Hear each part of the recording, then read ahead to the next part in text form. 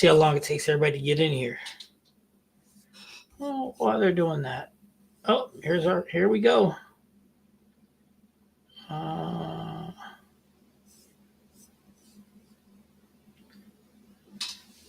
What's up, everybody? How y'all doing tonight? It's gonna be me solo. Our boy A is a little sick, so I'll be by myself. So if anybody want to jump in the chat tonight with me, you can make it a little more interesting. But you know what? Tonight I'm gonna go over a couple things. For example, I'm gonna go over some of the best balls of the year for 2024. Yeah, that sounds like a plan, doesn't it? So, but what we're gonna do is let a couple people matriculate in, and then we'll go ahead and get into that. Bold Wednesday night wasn't so bad. Wasn't so bad at all, actually.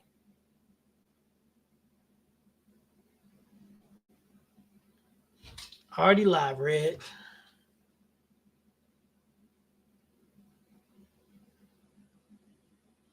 All right, so Bold Wednesday. How was it on Wednesday? Wasn't bad. Pain was a lot less than it was when I started, but it wasn't bad. What up, Red? How you doing, bud? So yeah, a lot less pain.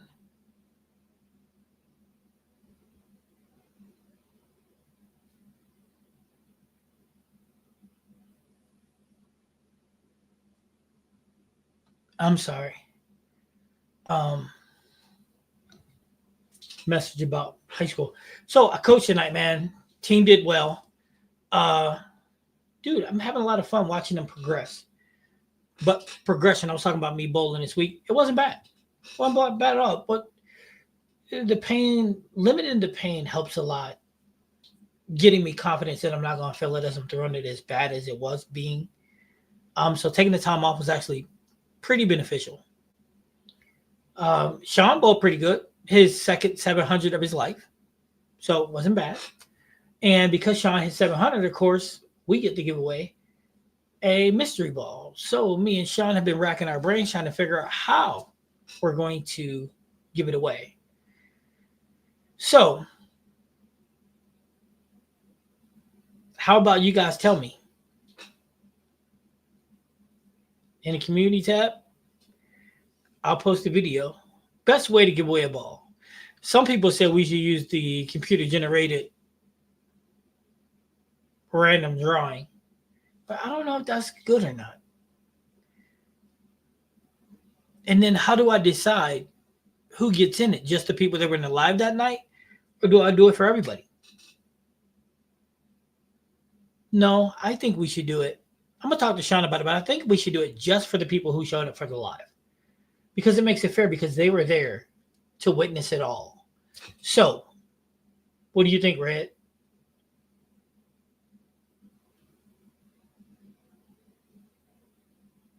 Red always has some good ideas. What do you think, Red? Yes to what? Just people who are in the live?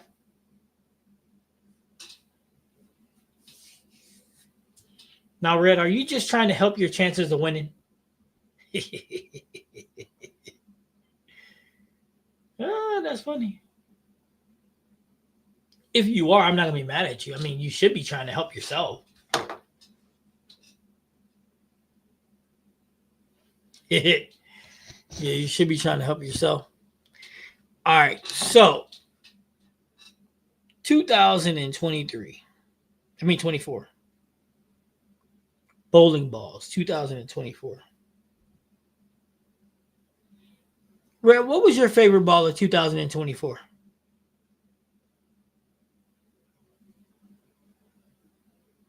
Hey, look at Stephanie in the building. How you doing, Miss Stephanie? Miss Stephanie, what was your favorite bowling ball of 2024?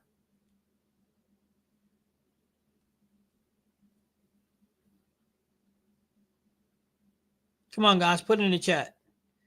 What was your favorite ball of 2024?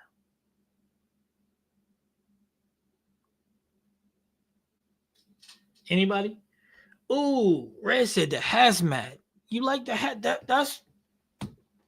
I have to give you credit, dude. That ball is pretty sick.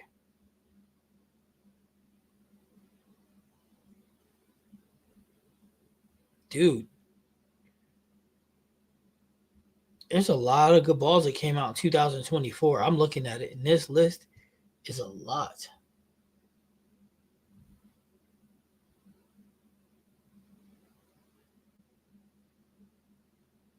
You're looking for the ball to replace the Zensole.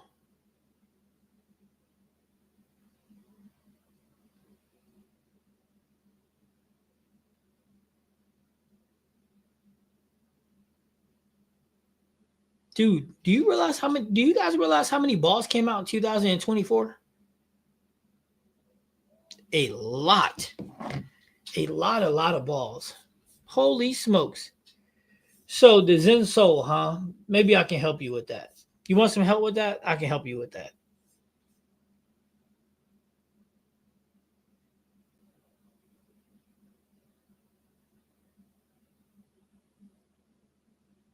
So you're saying people who put scores in and people who watch live should be in the drawing for a new ball. Okay, I'm gonna have to get down with you on that one, man. I think that you're right. I would like that. I think that's good.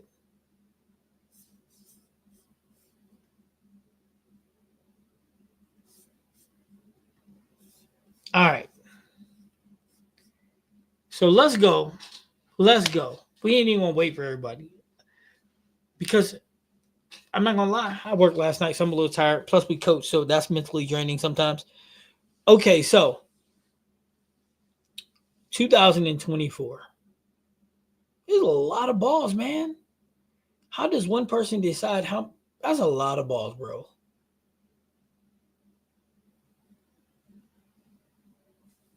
Has anybody? That's like 78 bowling balls that came out 2024. That's so many.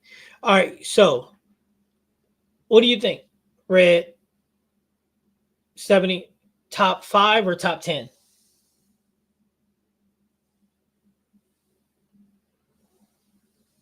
Graham, what up, dog?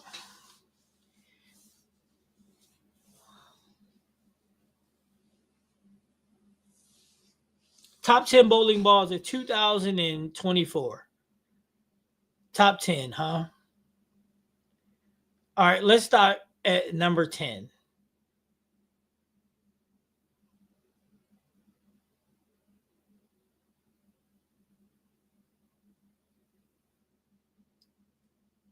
Top 10 bowling balls of 2024. Well, we know I ain't going to count no TNT. They suck. Top 10 bowling balls.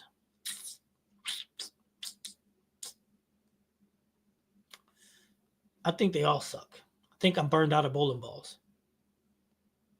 Does anybody believe that? Anybody? All right, fine. Wait a minute. Is this top 10 sports shot or house shot? Which one? House shot or sports shot?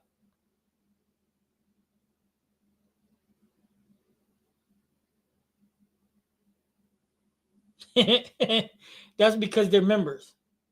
Okay, so come on, guys. Tell me, sports shot or house shot? Because they're two different top 10s.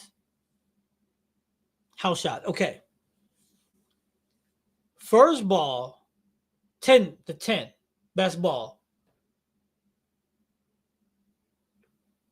is a hammer ball. And it's got a 3.0 next to it. The hammer 3.0 is number 10.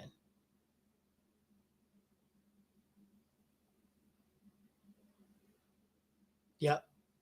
Yep. Yep. Absolutely. Number 10 is the Widow 3.0.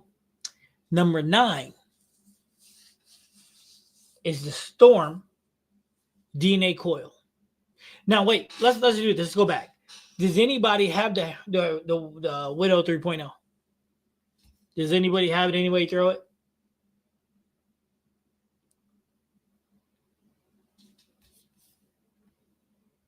Anybody? Everybody?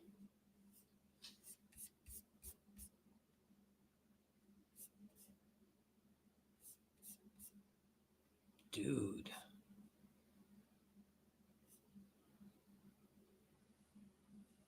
Holy smokes. I threw a lot of shots this year.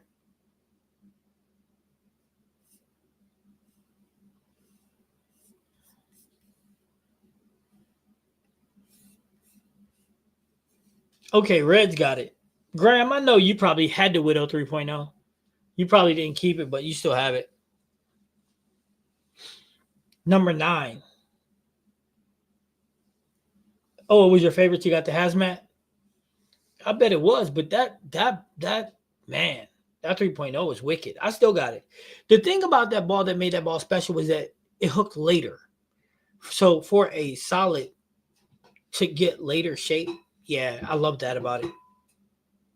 Number 9 was the Storm DNA coil. That ball reminded me of it's a baby asymmetric version of the 2.0. That's how it reminded me. Gets around the corner pretty well, relatively smooth. Yep, DNA coil is my number 9.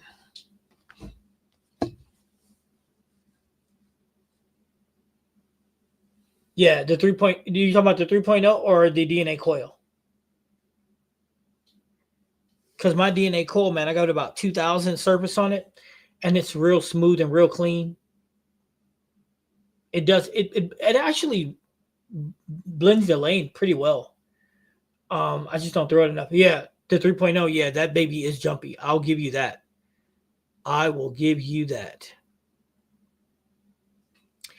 The third ball on my list, I mean the seventh, the eighth, yeah, eighth, is the DB8 hater. I know you guys are gonna be like, what? Yeah. So, but you got to ask me why though. Somebody's got to put in the chat, why, coach? Why does the DB8 hater make your top 10? Matter of fact, why does it make number 8? You got to ask. I need to see why in the chat. Why?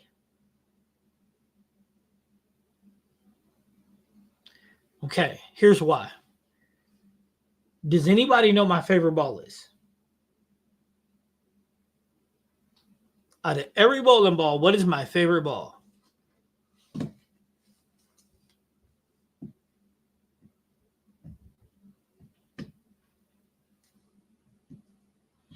My favorite ball, I also refer to it as Mr. 800. Does anybody remember what that is? Icon. What?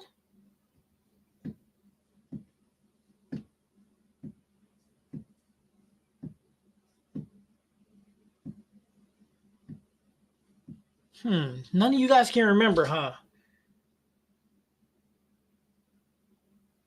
What if I give an extra entry into the mystery giveaway for Tishawn 700? If somebody can tell me what my favorite ball is. See, now we're making it a little more interesting. A little gambling here.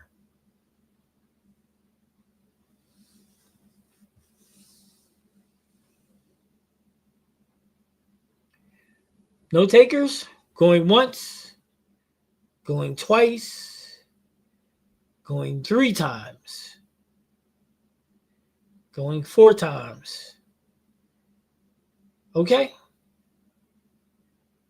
No, but that's a really good guess. My favorite ball is the Magic Gem. Of all time, that's my favorite ball. Weird, but it's true. The DB8 hater, the reason why I put it in number 8 is because the DB8 hater is basically the Magic Gem. The only difference is it's red and black.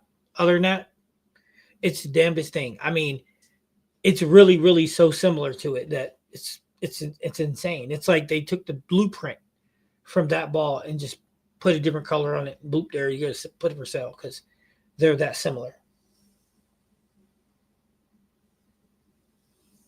Yep, Magic Johnson, favorite ball. Favorite ball of all time. The Arctic is my top 5, though. So you got to figure it's already in the list of balls coming up. Or maybe it's not. Number 7.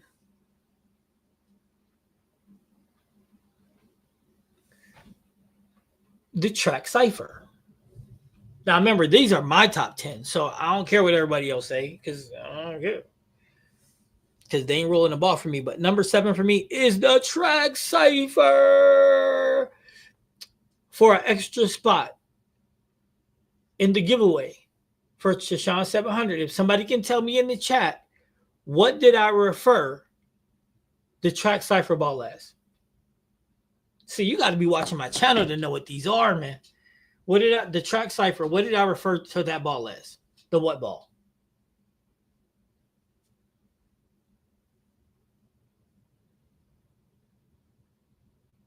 Come on, guys. You're hurting my feelings right now, man. Nobody? None of you guys remember what I referred to that ball as? Come on, dude.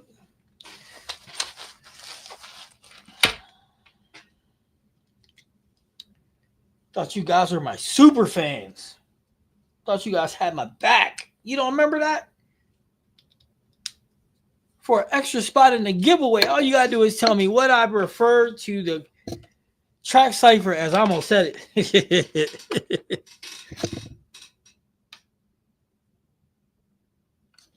It's not a quiz. If you watch the video, I said it in the video. Matter of fact, I can't even. I said in the video, I can't even make this up. Going once, going twice, going 3 times, going 4 times, going 5 times.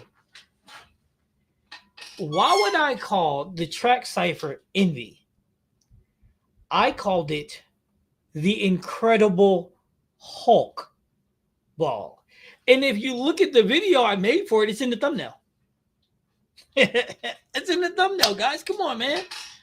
Oh, you guys are killing me. All right, number 6.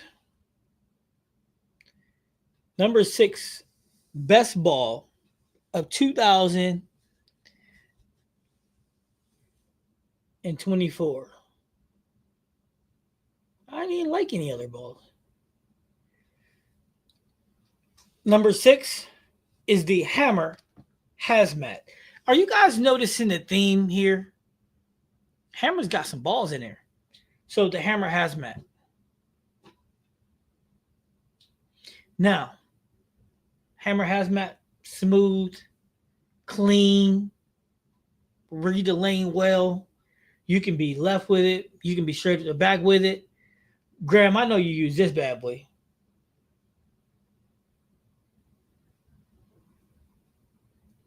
Oh no. I left him in the trunk of I left the Hammer Mania in the trunk of my car. In the garage. Oh no, it's probably cracked already. That's funny. I'm gonna go up and grab him in about 2 minutes. So y'all gonna have to hold on when I do it. And A ain't here. He's ain't feeling the best, so he ain't gonna be able to hold it down. So I apologize if I have to leave y'all for a minute. But I forgot the balls are in my trunk of my car. I drive an Outlander, but anyway, it's in there. I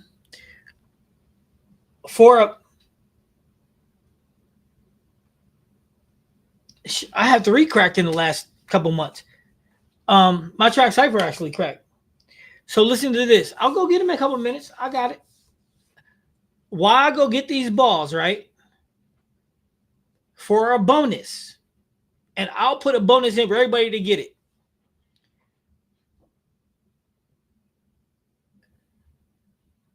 What ball did I say is basically the same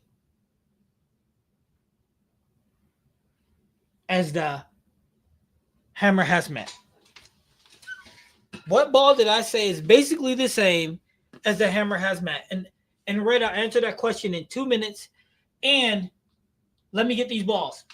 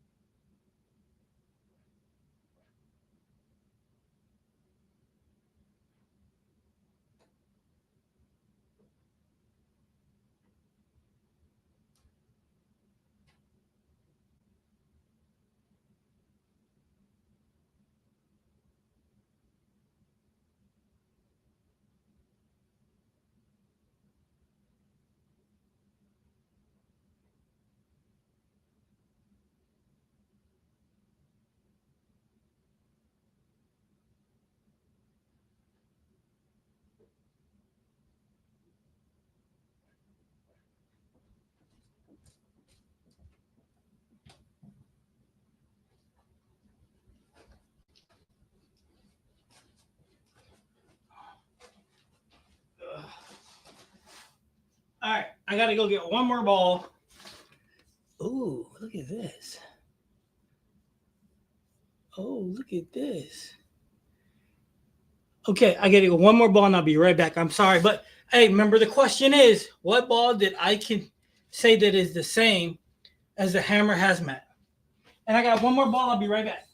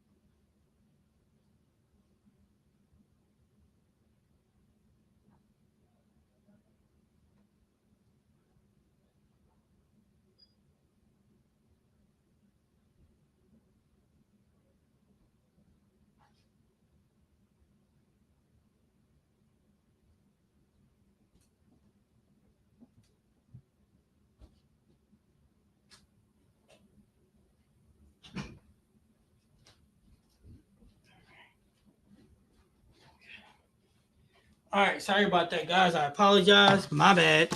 All right, so here we go. All right. Dang, Graham, why are you frustrated?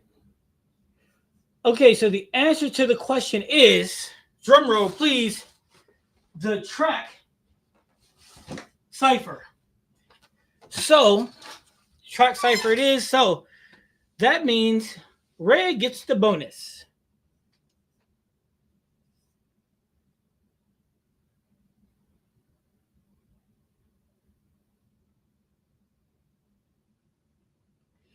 Hey, Graham, how about this? I will make a video for you of how to become a member. Matter of fact, how complicated can it be? Let's find out. YouTube.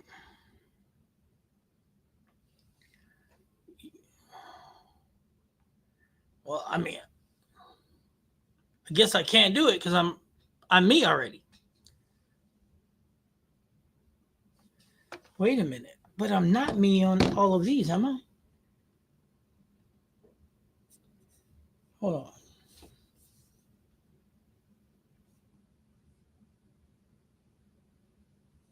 Yep, never mind. I'm me on all of them. Okay. Oh, wait. I got an idea.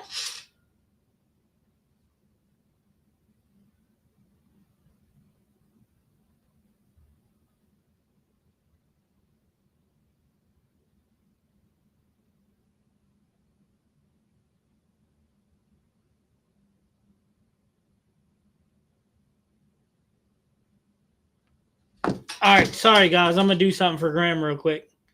All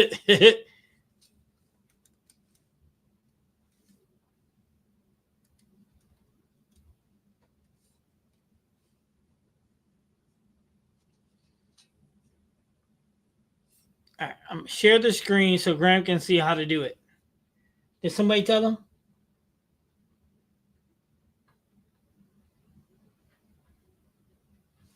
What's up, check? All right, so here, Graham, I'm gonna share the screen real quick, and it tells you how to do it because I can't see it, so I can't tell you. No, wait.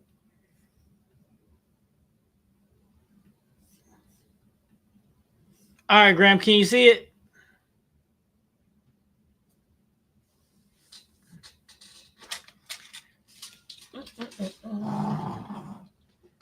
take pictures of the scores from today and send them in.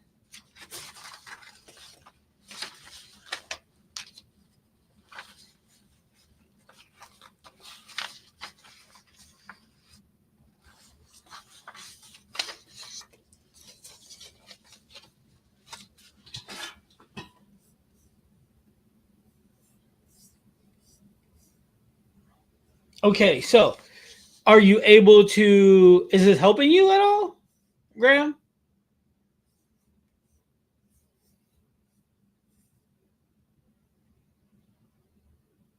How do you not see the join button? All right, so now I can kill this then.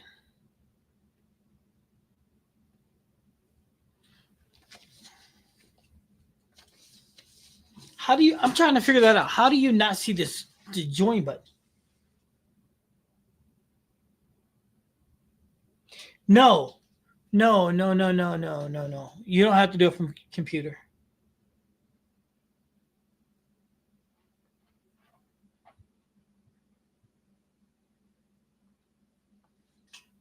All right.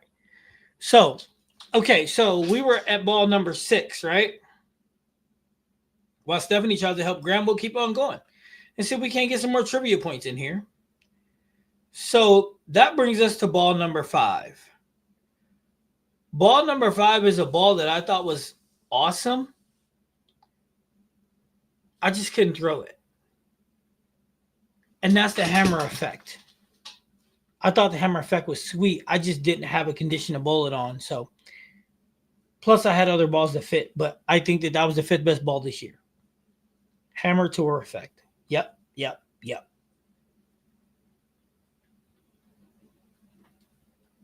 Anybody got the hammer tour effect? I'm sure Graham got it because Graham probably got as many balls as I do.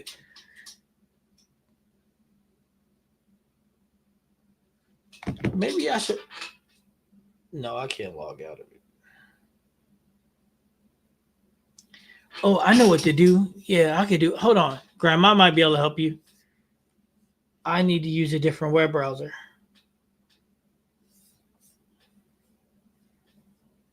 Holy smokes. YouTube.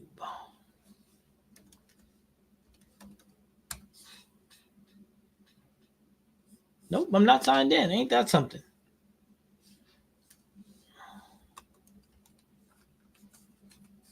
Bad.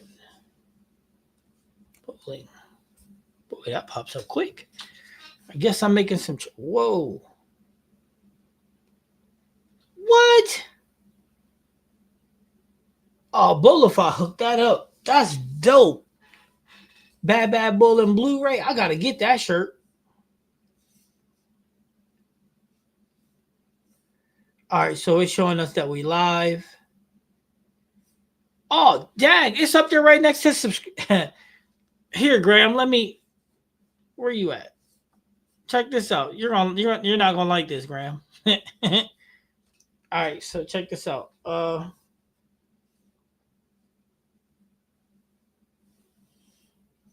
right, Graham, did you find what Stephanie showed you?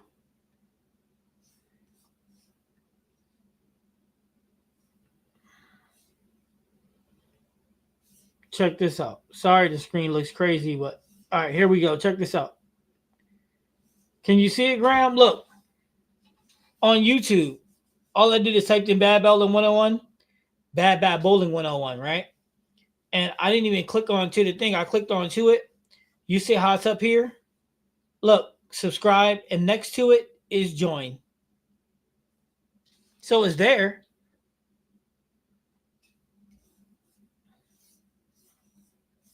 You see that though? So let's back up. Look, all I did is, so look, I typed it into the search, which brought this page up. I clicked on a picture of me, and then it says Bad Bowling 101, and then it showed that we're live. And then it should subscribe and then join next to it.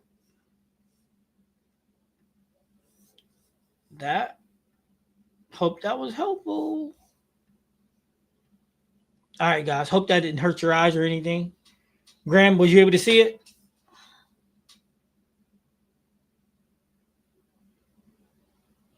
Oh, okay. So 70 says she got to slide over.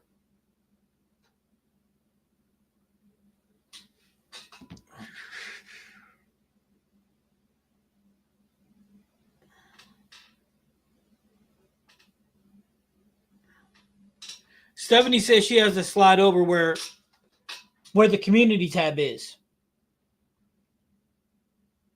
Oh yeah, yeah. Yours ain't there. It shows subscribe though. That's good. Scroll over to where your community tab is, Graham. See if you can see it there.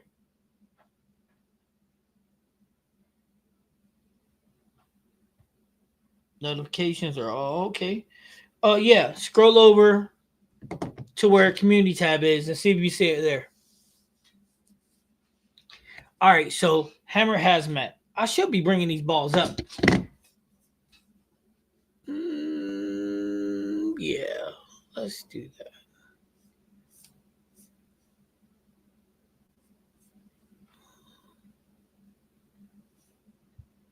Fourth best ball of the year.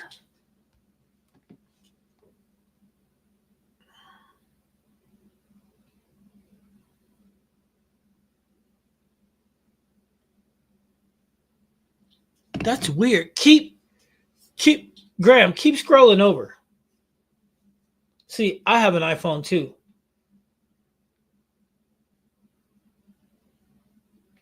You know what, Graham? Hold on a second, man. You want me, I can go get my son's phone and see how to do it. Yeah, hold on one second. I'll be right back.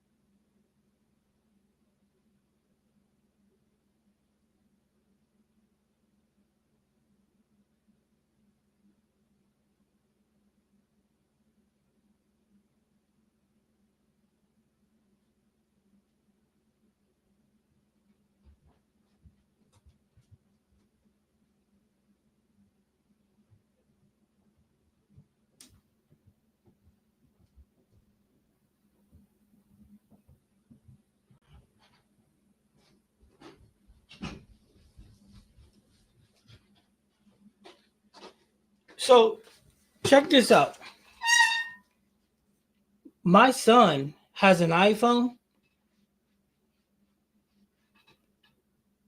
My son has his iPhone, and it's not on his iPhone either.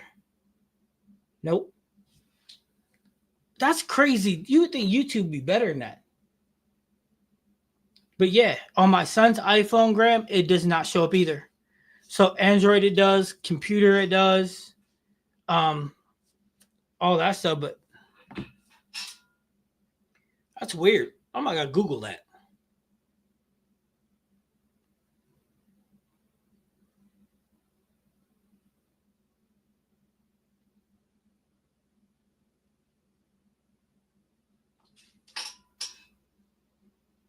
No, no, listen. On my son's iPhone.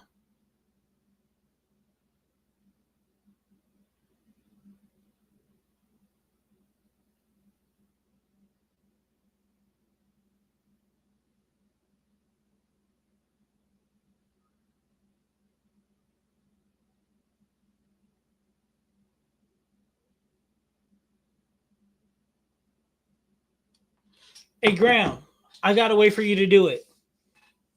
Go to YouTube on your web browser and sign in on your web browser, not your app, and it'll be there. But it says for some reason in some regions it don't allow it to happen. In some regions there's mobile limitations. I don't know. Okay, so where is we at? Ball number 5, right? Ball number 5. A ball I couldn't see, but no, it's ball number 4. No, it's ball number 5. 4 or 5. Where I'm at? It's 5. Attention star. I can't see it. I can't read it. But it's tension star is a fabulous ball. I mean, all the pros use it. Graham, I'm sure you got 2 of them. 1 pin up, 1 pin down. Because you're a tournament bowler. Ball number 4. We're going to get off tension star because I can't see it anyway, so it doesn't matter to me. Ball number 4. X-Ray Hustle. The cheapest $90 ball. Best ball you ever buy. That ball is fantabulous. You ain't got to believe me. But it's smooth, it's clean. Man, here's the best part. If you bowl on lanes that are cliffed, because it's symmetrical, it blends the lane. That ball is nothing short of fantastic. Correct. 3. Pin up, pin down, and drill a fresh one. See, I told you, tension star like that. It's like that. But the X-Ray Hustle is the weak version. Because weak balls, the X-Ray Hustle is weak. And I'll compare and contrast it with that one, the attention star, because it's so versatile and it's weak. But I bet you Graham don't have one of those, though. Ha-ha! Don't have an X-Ray Hustle. Which brings us to ball number 3. Drum roll, please. Ooh. That is the Arctic Vibe, baby. Graham, you got an Arctic Vibe? Does anybody else have an Arctic Vibe other than Coach C? Let's see how good y'all know bowling balls. Anybody? Arctic Vibe? Anybody? Everybody? Anybody? Stephanie, you got one? No. Oh, snap. Red got an Arctic Vibe? Stephanie, hey, it's a wonderful ball. You put a little surface on it. It can work on any surface. And it's $100. $100 make you holla. Holla, holla, holla. Arctic Vibe. That ball is something else, man.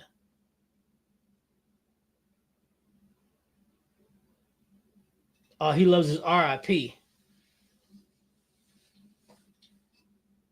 And no Arctic Vibe. See, I didn't think you knew about that one. Arctic Vibe, that ball's sweet, dog. That ball's sweet. But I really haven't tried to stroke it on a sports shot yet. So I guess that's the next. You know what? I'll give it a try on Sunday because I'm going to bowl on the 45-foot 2024 Day 5 Team USA Trials. I'm going to bowl on that on Sunday morning.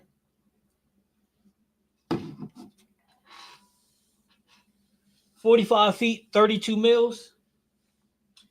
Yeah, I'm gonna be able to play with that a little bit. Let's see. So now we got to get into the nitty gritty, right? So now we're in the top 3, right? Arctic Vibe was number 3, or was Arctic Vibe number 4? What did I say? I don't even remember. Arctic Vibe number 3.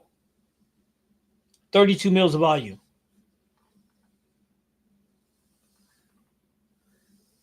Ain't that what it is?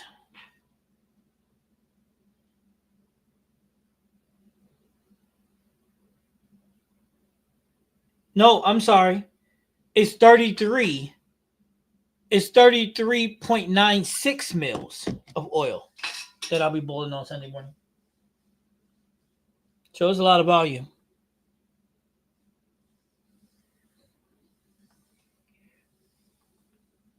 All right. So, can anybody pick the last 2 balls for 2024 of the best 2 balls left for 2024? Can anybody make those last 2 picks? What Coach Steve thinks that his last 2 picks are? If you do, I'll send you a ball right now.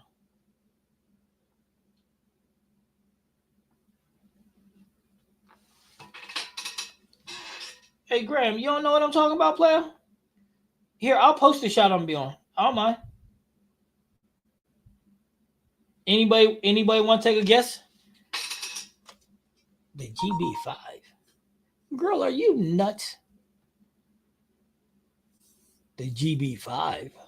That gets no play in this ride. GB5 ain't bad, but it ain't one of the top 2 balls of the year.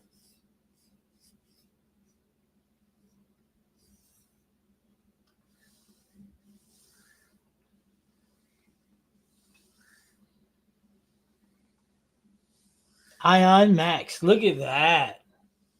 You think I think the Ion Max is one of the top 2 balls of the year? But Stephanie, you're right. You are trying.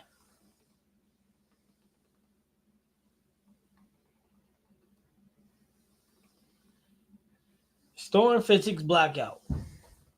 The Ion Pro. You know y'all supposed to be picking 2 balls at the same time, right? I'm not going to tell you if you only got 1 ball up there. 2 balls. What's 1 and 2? If you watch the channel, you probably know.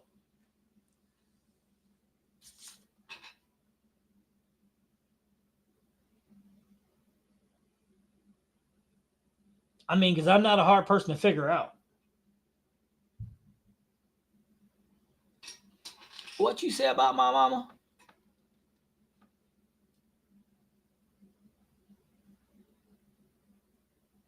Now remember, it's not my favorite 2 balls.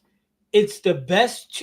What balls I thought would be the best 2 of 2025, 24. Sorry.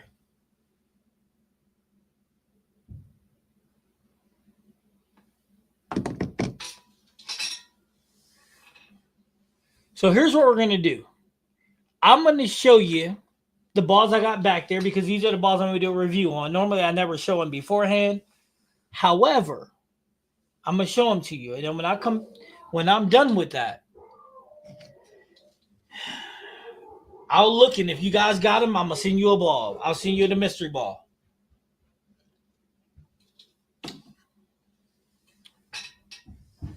Remember, you're guessing 2 balls, not 1, 2. So if you only got 1 ball in your guess, you lose.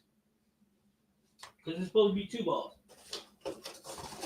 All right, so the first ball, out of the Brunswick balls, I only decided to throw 3. Okay? So you're like, why did you decide to throw 3? Because only 3 of them I liked. I know I should be doing all of them, but Coach is picky. So the first ball that we're doing a review on, I only did it because it's red. I'm stupid. No doubt, I would not throw.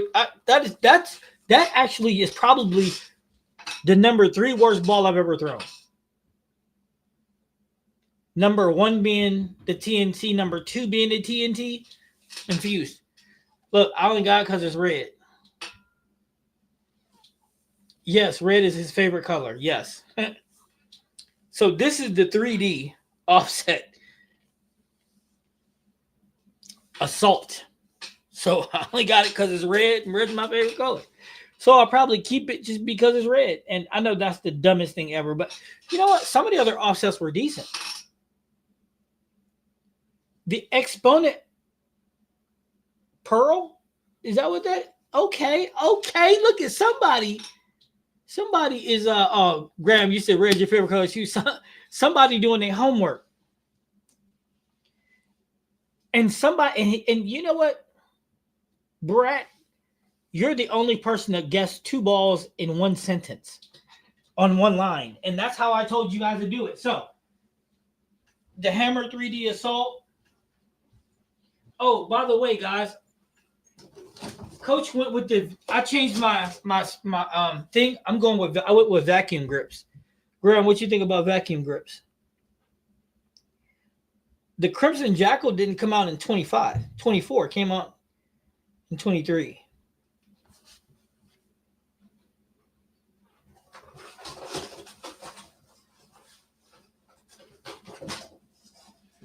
Here's another ball. The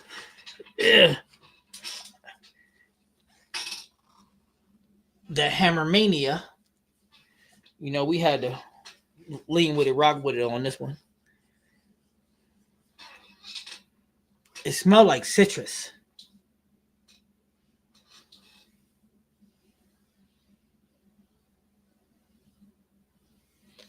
Well, I didn't like it at first, Graham, but I had to do something because it's like the grips were like felt like they were sharp to my fingers, man. I was like, I gotta change this.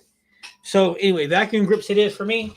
Here's the Hammer Mania. I'm gonna record these tomorrow, the reviews tomorrow. So I should be able to. So yeah, I should be able to record them tomorrow. If I can't do it tomorrow, it'll be Sunday morning after the sports shot. Some of them I'll do on the sports shot. All depends. And the third ball that I'm doing from Brunswick, I bet you none of you guys would ever guess this in a million years.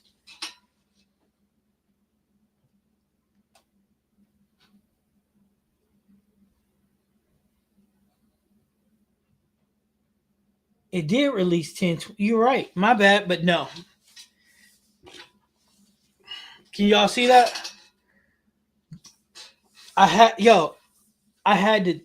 kept the troublemaker. I had to get this troublemaker because I think this thing is gonna be the true DB8 troublemaker. The solid though. Anybody looking at buying one of those? Anybody seen it and was like, I should check that out? Or is everybody just worried about the Hammer Mania? In January every year, Hammer drops a ball and everybody goes crazy. Ha! And all the balls that get released with it are in the back burner.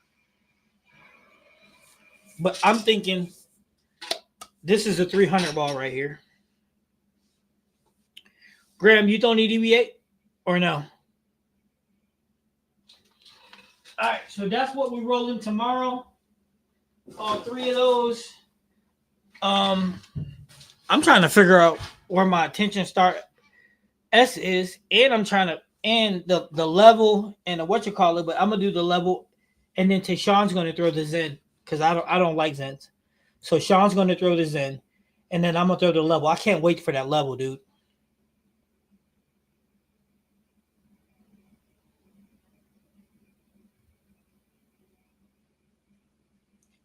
Actually, I'm giving that Zen to Sean. It is a sick looking pearl though.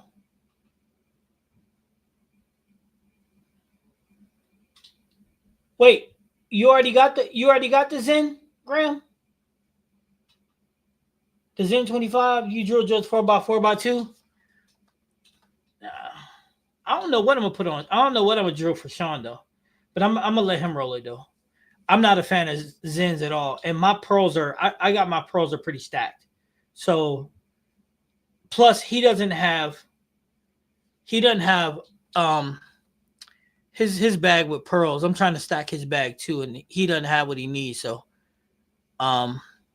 letting him rock with it is good. Especially since he needed for tournaments anyway, and it's earlier, so he should be all right with it. And it's a symmetrical one too, so yeah, I think I think John will do great with it. But me, I'm worried about that level though. So I'm gonna tell you guys what ball 1 and 2 is now because I'm seeing on this list nobody got it.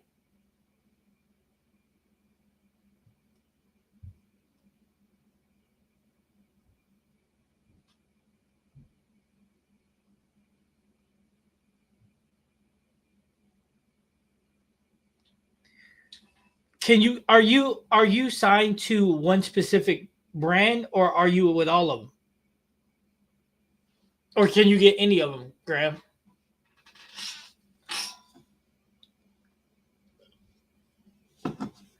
I haven't won my pro card, not yet. I've been injured too much. But we'll see if I can get through this fall.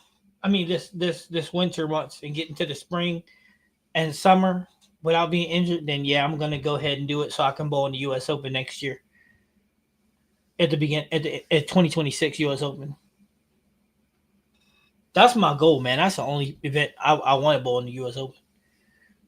But if I can stay healthy, then I'm gonna start pounding regionals.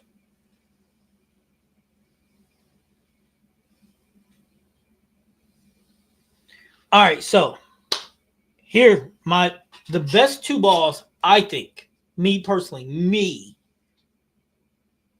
everybody should know one of them.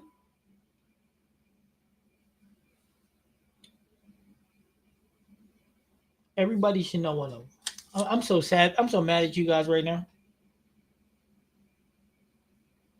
I am so mad at you guys right now. So, the best ball of 2024 is the Ion Max. It is. The Ion Max is the best ball of 2024.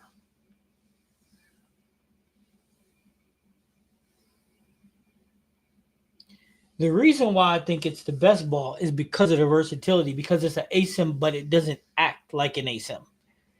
The only thing it doesn't do, though, is blend the lane like a symmetrical, but it's pretty close. Sorry, I think that's the second best ball. The very best ball I think they did in 2024, by far none, is a motive ball. The motive track, the motive Max Trill Pearl. I think that that is by far the best ball they built this year.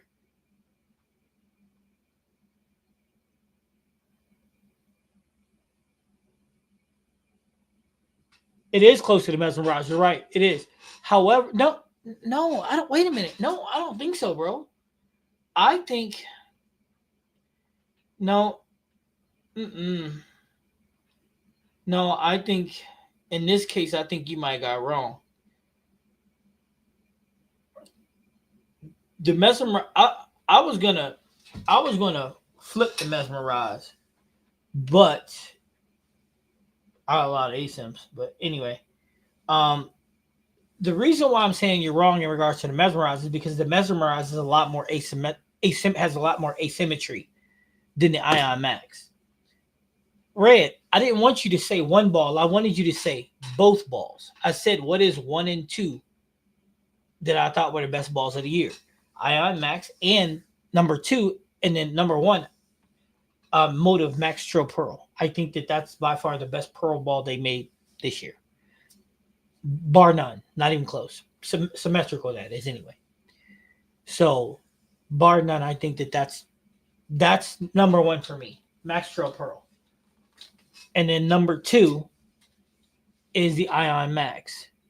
And this is something funny, guys. This is something so funny.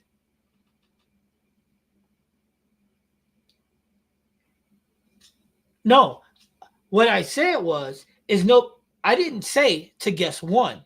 I said to guess them both. I wasn't gonna give any collective one ball answers because I wanted the two together, not just one. But here's what's funny. There's a ball that's not in my top 10 list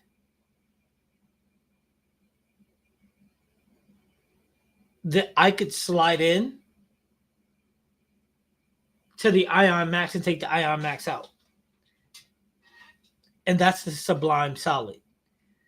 The Sublime Solid is that good, but I don't put it in the top 10 because there's something else that fits in its place, which is the Ion Max. But I really like the Sublime though.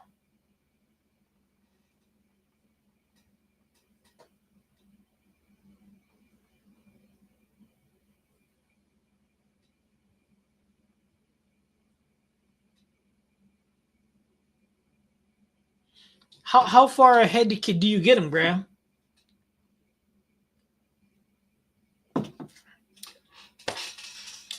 See, that would do me. And then you got to wait the 20. And then if you're going to do a video or something, you got to wait the 21 days, right? 21 days before it comes out. If I'm correct, that is. So out of the three balls I just showed you back there, which one do you guys want to see the most? Let me guess. The Hammer Mania, right? Anybody want to see the DVA? Anybody want to see the offset? And speaking of that, so Grant, what two balls did you get early?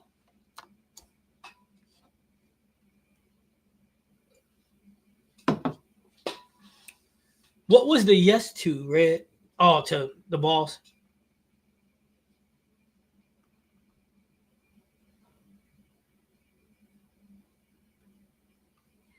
Yeah, I figured you'd have to wait.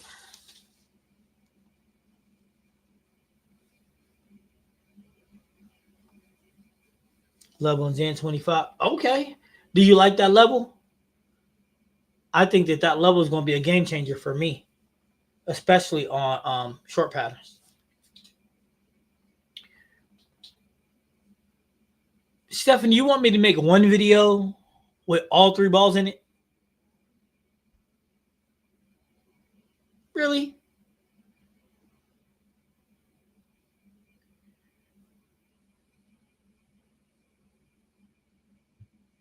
Oh, what? Why do you want me to put? Okay. Why do you want me to put all three balls into one video? That's a great question.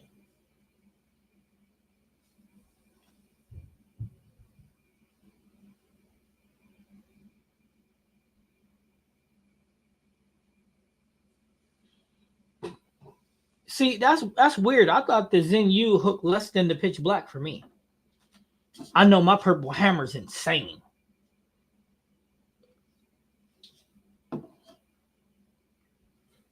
Okay, so I'll make three videos. But remember, the hammer mania is a pearl.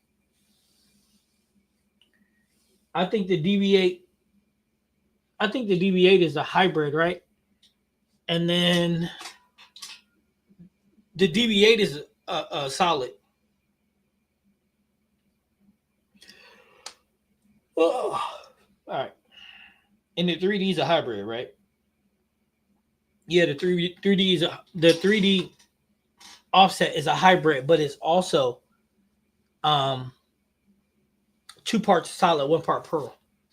So it should read and react similar to a solid. So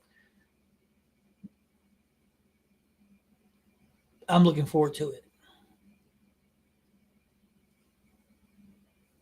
But Stephanie, you are right about one thing though. I need to start making comparison videos again. It's just hard because my high school schedule is so like we got states, regional, sectional states coming up. So my schedule's a little busy, but as soon as the season's over, I'll be able to get back to stacking everything up again.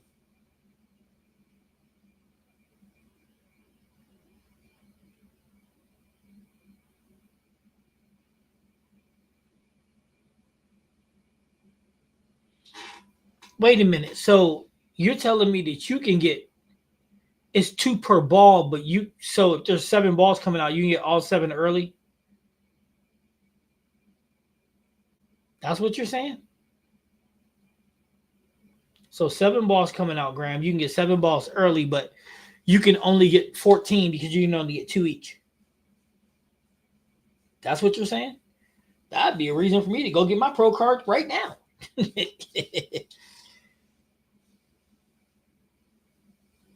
Oh hell no, man! I'm going to get my pro card. I'm gonna apply my pro card right now, man. I'm just gonna pay and get it.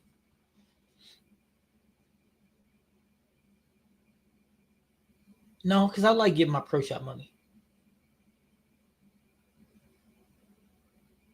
I really do like to get my pro shop money. However, Graham, you got me thinking.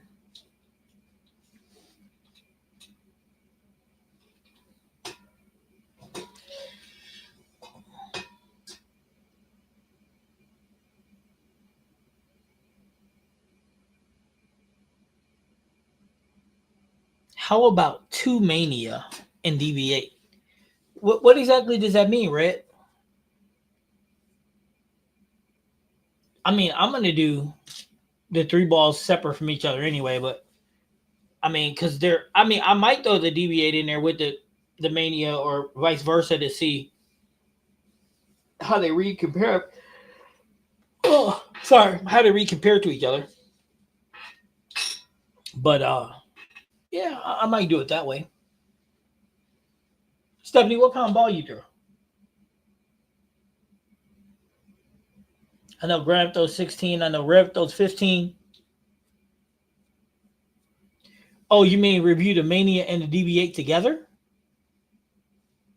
Well, the Mania is solid. I mean, the mania is a pearl, the deviate's a solid. I guess I could stack them one after another, but that would make for like a 25, 30 minute, 35-minute video though. The reason why I try to do them separate is to make them a little slower, little shorter.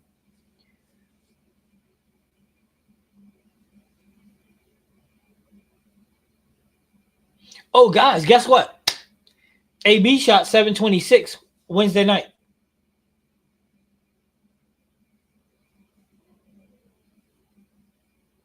I think that's a great idea, dropping to 14. But y'all hear that? AB shot 726 Wednesday night in a high school match.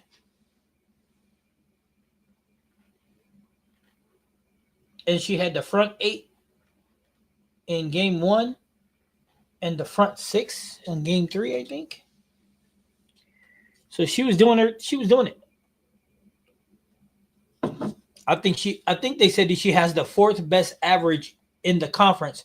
And believe it or not, she's bowling in the best conference, the toughest conference in the state.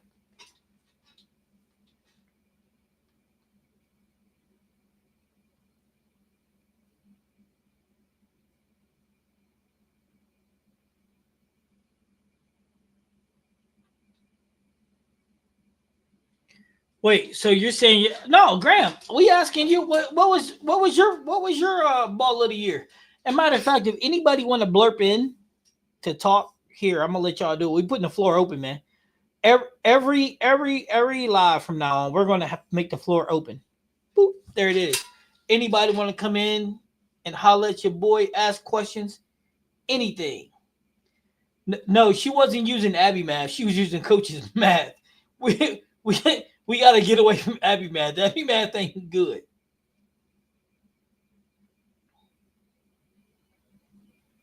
Yeah, you gotta make sure your alignment's proper, and she's pretty good at it now. Yeah, you gotta. No, if nobody want to blurp in, that's cool. At some point, I mean, sometimes they do, sometimes they don't. Depends on what mood they in. But Graham, what is your ball of the year? Red, what's your ball of the year? Stephanie, what's your ball of the year? All y'all people in this chat, I mean, somebody, y'all better drop. And Red, you know what I'm going to do? For the giveaway for Tashawn 700, everybody who participated in the live and everybody who participated in this live, I'm going to put all of them in to get them an opportunity to win the mystery ball. Why not? Everybody deserves it, right? I mean, you guys are all here all the time.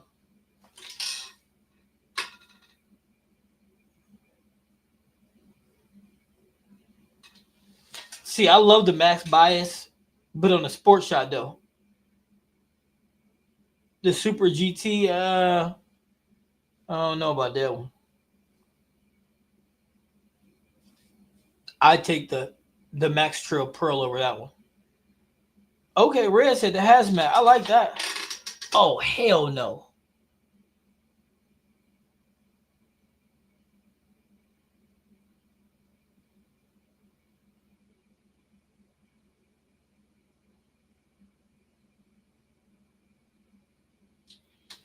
Listen.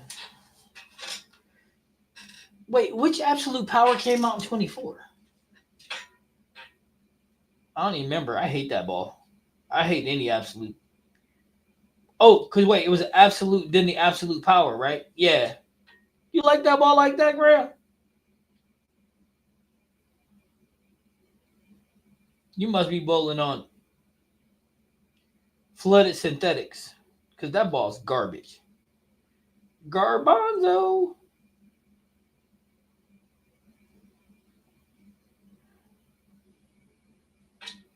Right there. Absolute Power. But to you though, that's good though, because listen, this is the commonality we all share. We all have our own balls of the year. Like the hazmat for Red. I can't knock it. I mean, Absolute Power, I thought it was okay. I thought it was clean and it's strong. I got a question, Graham. How left can you get with that ball? I imagine you're playing pretty straight up and in with it at 19 mile an hour speed. No, you probably if I'm gonna guess, you're playing 13, 20, 5, 26, 13 to 5, 26, 13 to 3. That sound about right, Graham?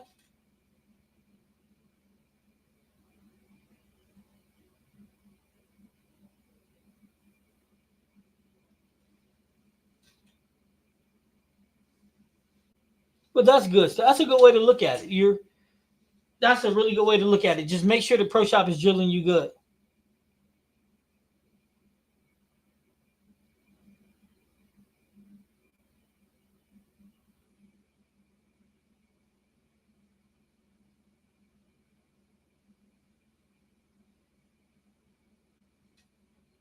26-15 for red.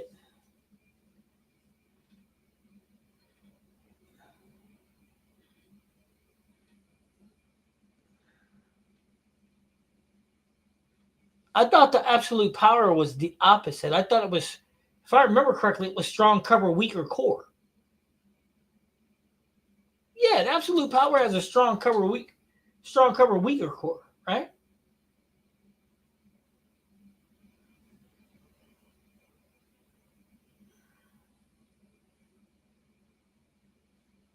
The RS2, deep solid. Blue, blue, blue, blue. It's early. 4,000 surface, heavy oil.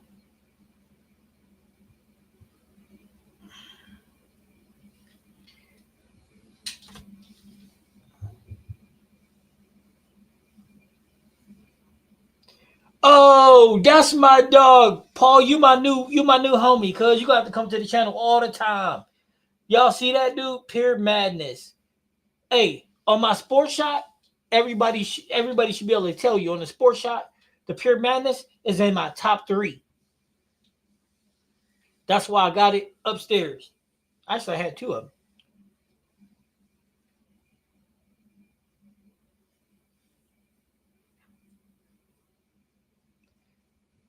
IS2S.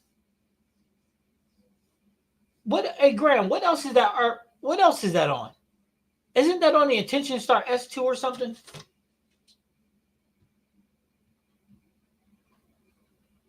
It's on something else.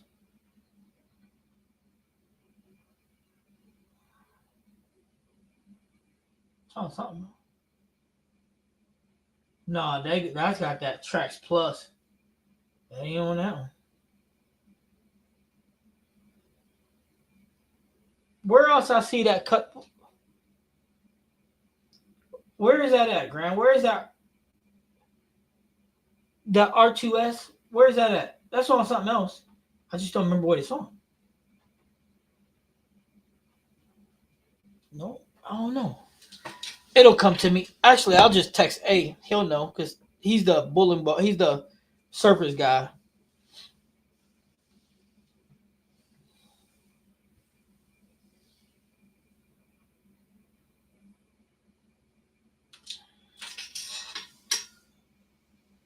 That's it. That's it. The storm. Yep. That's where I seen it. Actually, I'm about to buy one of them. I think I don't have an IQ. I need one though.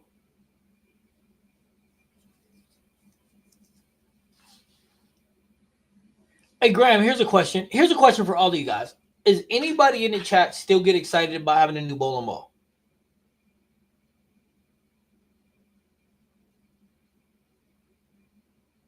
Graham, are you excited about getting new bowling balls? Paul, Stephanie, Red, are you guys excited when you get a new bowling ball?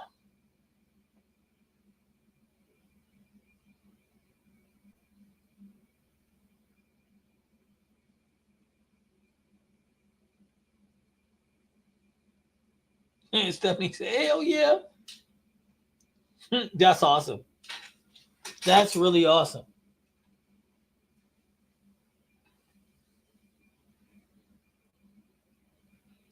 Damn, Paul said too many count in the house. I mean, but if you're PBA 50, I get it.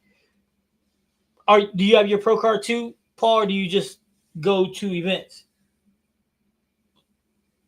Check MP said, yep, yes, always do is red.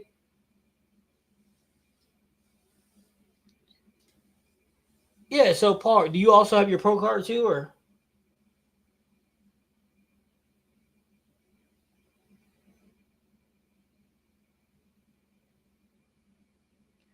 Okay, see, look at that. That's two of us in. That's two of them in there. Okay, I gotta get it now. Now I gotta go ahead and get it. All right, so now I gotta go ahead and get my pro card. Fine, I'll do it. Um,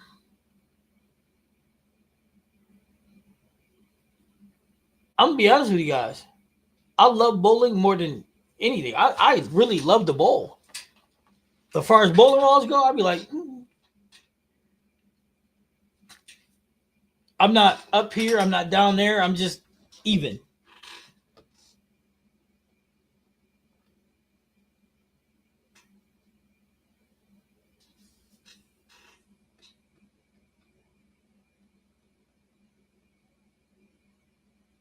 See, see, I guess that's the problem, Graham. Having a YouTube channel, I do reviews with balls that I know don't match up. So I don't get excited about throwing them. But then when I see a ball come out like the Ion Max or the Max Stroke Pro, and I'm like, look, that fits. That gets me excited. But some of the other ones, nah. I'm very like the balls that are sitting back there right now, and the balls are on their way. The level, I'm excited to throw that ball because I think that ball, I think that I'll probably plug a couple 300s with that one, 3, 4 of them, easy. The balls on that table right there, out of all of them, I'm only excited about throwing the DV8. Reality. Guys that see me in the pro shop with those, they're like, yep, I'll be able to buy that one in a couple days. Talk about the Hammer Mania and the 3D offset. They're like, yeah. And I'm like, I ain't gonna sell the 3D offset because it's red, so I'll keep that.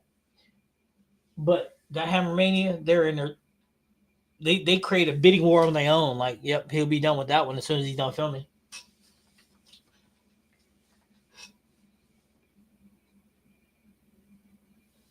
Dude, I would bowl every day too. That's the problem. That's why I be injured because I don't know how to stop.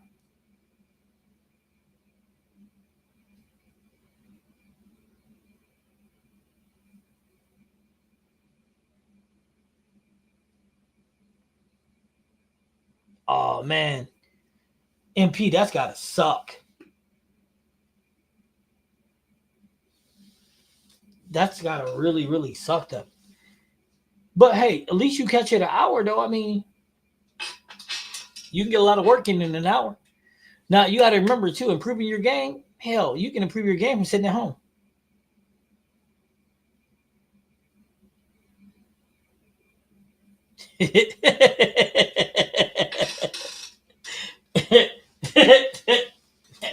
Hey, you ain't funny, Graham. Hell no, Graham, you are not funny. Graham's like, not a good comment, Red. That's dirty, dog. Look, I gotta put you on the screen for that one. That's dirty. Trying to get coach to stop you. You talking about every chance you get. I ain't even gonna lie. Hey, Graham. On Wednesday night, I took some tramadol. I don't know if you know what that is. Shit, for the first time in months, my knee didn't hurt. My elbow hurt a lot less. Let me tell you, man, that tramadol worked. Hey, but I was a little hesitant though. I ain't gonna lie, I was a little nervous because I don't really take pain meds like that. I ain't never took nothing that strong before. But I feel like I'm about to get my mode back, man, because I'm telling you, I wasn't feeling no pain. At least not my knee or my. Well, I did when I threw this. When I tried to straighten out my arm to throw the 10-pin, it was like, oh Lord, don't do that no more. But other than that, now I'm not going to tell y'all to take any pain medicine to bowl. I recommend that you don't. And if the doctor tell you to take time off, I recommend that you do that.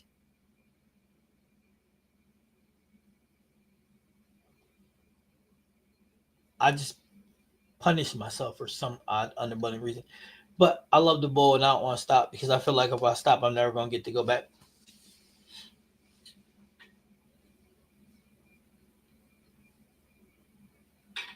And that's a fact. And Paul, next year I'll be with you on the senior tour. I can live with that.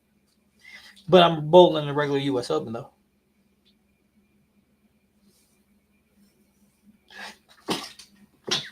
Wow. Hell yeah, I put Tiger Bomb on there too. I ain't crazy.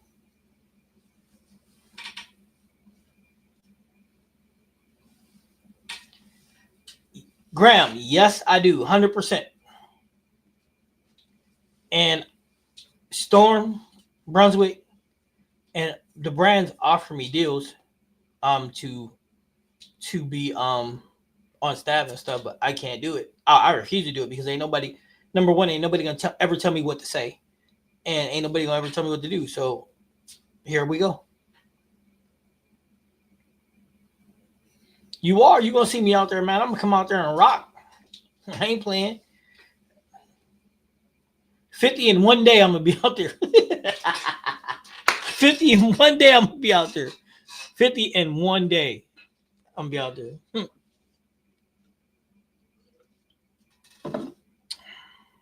Hey, where I come from, where I come from, I'm not even gonna lie to you. Brothers don't really make it to be 50 years old. You know what I mean? And those of us that do, we're blessed and fortunate. So, Graham, like, good Lord, please show me how to sign up. We all need to support this man. That's expensive. Dog, Graham, I'm going to tell you this, and I'm going to tell all y'all this. And this is the God's honest truth because I will show you if you do not believe me. Last year in 2024, and the only reason why I can't, $36,826 in bowling stuff. That's not counting trips to Kegel or nothing. That's shoes, bags, but I'm not gonna lie to you, about 36,000 of it, but was bowling balls. So Graham ain't wrong. It do cost me a lot of money to do these reviews, but it's what I love to do. Get your PBA Pro card, your PBA card, coach. You'll save a lot of money. Well, that's what I'm understanding. So I think I'm gonna do it, but no, there's no thinking I'm gonna do it. I'm actually going to do it. Actually, I'm probably gonna do it in the morning. No, I gotta coach these kids in the morning. The little kids. And yes, I volunteer my time coaching little kids. I coach a lot of kids for free. And I coach high school. I do it because it's satisfying to me to give back, to give knowledge. You know what I'm saying? Yeah. Like when Tashawn does a ball review, I pay for it. So that's all on me.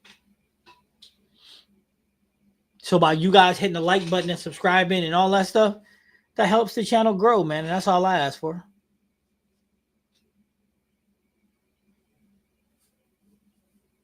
Yeah, like I said, I'll probably do it in the morning.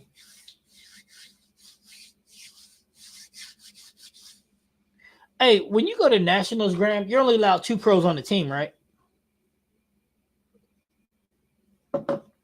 That's why I didn't want to do it because I didn't want to be more than. But I guess I'll be fine. Yeah, I'll do it in the morning or early afternoon when I get back after filming these ball videos. One of these days, you're gonna have to go with us, Graham. I know you got your crew that you go with, but you're gonna have to come with us. So in 2026, you coming with us, dude.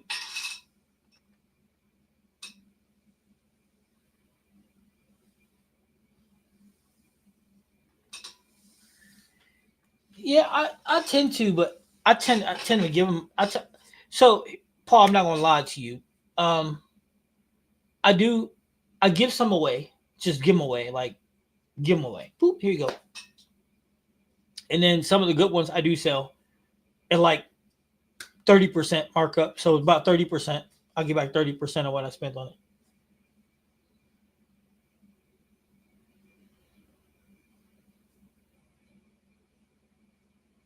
Yeah.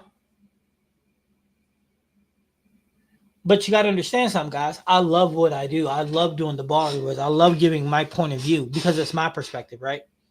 So I love doing that. Listen, I'm gonna tell y'all what. I will send a ball to somebody who can send me a ball review by a Storm staffer who don't be like, "This is a great ball. This is the next ball," or a Brunswick staffer. "This is the best ball. This is the next ball." Stephanie, you're a genius. I don't know if anybody ever told you that before, but that is genius. Can I autograph it? Now I got to go back to that. Look, I got to go back to that again. That's awesome idea.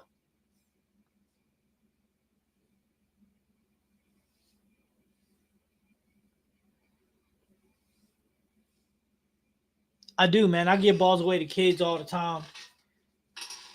Listen, look. Let's keep this a buck. Everybody in here, I consider y'all friend and family. Let's keep this a buck.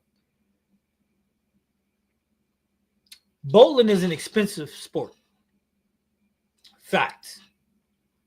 And where the area that I'm in, bowling in Illinois, poor people can't bowl. Who can afford it? Poor people can't. Poor people, even medium class, middle class people, can't afford to go to the bowling alley and drop $8 a game, $6 a game, and then on top of that, bowling balls ain't cheap. Getting them drilled, plugged, all that ain't. It's not cheap. So my thing is this. This is why I donate my time to coach, and I'm trying to get my bowling alleys around me to workout programs for the less fortunate, to where we can do, if we need to, let's do like benefits, to where we raise money for the less fortunate kids to give them an opportunity to bowl, because those kids don't get a chance. And then they get to high school and they get these hand-me-downs, but by the time they get to high school, it's already too late. You know what I'm saying? So that's why I get up at the crack of dawn on Saturday morning. I go down to the bowling alley and I'm coaching these kids to give them an opportunity. So yeah, I do give these balls away to these kids because guess what? They can't afford them. So hey, you know what I'm saying? And then I do my best to work with the pro shop, which Park Lanes, give them credit. If you're ever in the area, you come check them out. They work with these kids and they give them discounts on getting them drilled and stuff, plugged and re-drilled. And that's love. And so yeah, that's what Coach does out of his own heart. So yeah, I give him away because it's benefiting them. And that's who I am, and I'm not going to change that for a buck. I'm just not. You know what I'm saying? So that's who I am. So people be like, and then all these coaches around me, right, are coaching whips and doing all these things, and they charging $60 an hour, man. You know what? So these kids whose parents got money get to get in the alley, and then these people who over here who can't, nah, man, I ain't buying all that. These guys is teaching whips. I'm teaching yo-yos. My kids is lighting them up. And guess what? They're going to keep lighting them up and keep lighting them up until they get on my page. And to get on my page, you're going to have to go to Kegel and sacrifice your time to get on my page, because you ain't going to learn it on your own. So I'm just trying to grow the sport the way I know how, but I'm not trying to leave kids behind because they can't afford it. So I hope you guys understand what I'm trying to say, because that's me. I'm not leaving no kid behind because your mom's working 2 jobs. And nah, you know what? Nah, don't worry about that. Let's come on. This is for you too. So that's just me. We all know what's not true. What I'm telling you is true. Everybody will tell you. They'll tell you I give away more stuff than any 10 people.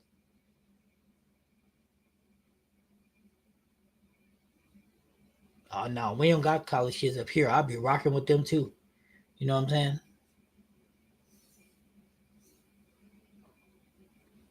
No, we both at Park, not Bolero, man. We ain't got no Boleros up here. Graham, you want to hear something crazy? Up here in the Rockford area, Lust Park, McChesney Park area, one family owns all the lanes. And Brunswick tried to come in like 10 years ago and they ran them out of Dodge. It's our bowling alleys up here monopolized. It's a monopoly, man. They own them all. It's insane.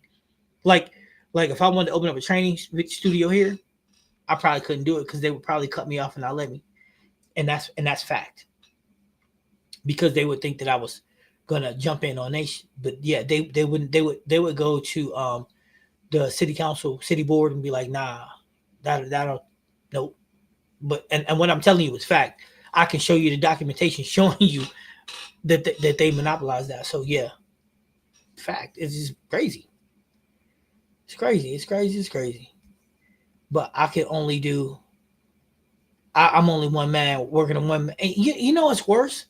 I'm gonna say this, and some of y'all might be mad. Some of y'all might not. Oh, 70 says she was one of those kids. Up here, this color right here, they hate on you.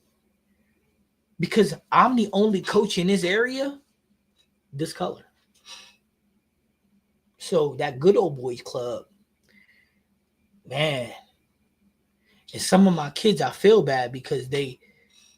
Here, I'm just gonna keep it a buck. AB, y'all see how good AB is, right? AB, 4th best average in the conference. She don't even start varsity. They bring her off the bench. They got girls don't even averaging a 140, and they starting them above her. Why? Because I coach her. Messed up, cuz. It's messed up, but that's where I'm at. And I'm in Illinois, and you would think this close to Chicago, but I'm telling you, this place is crazy, man. Stuff we got, and this is just bowling, for God's sakes. You know what I'm saying?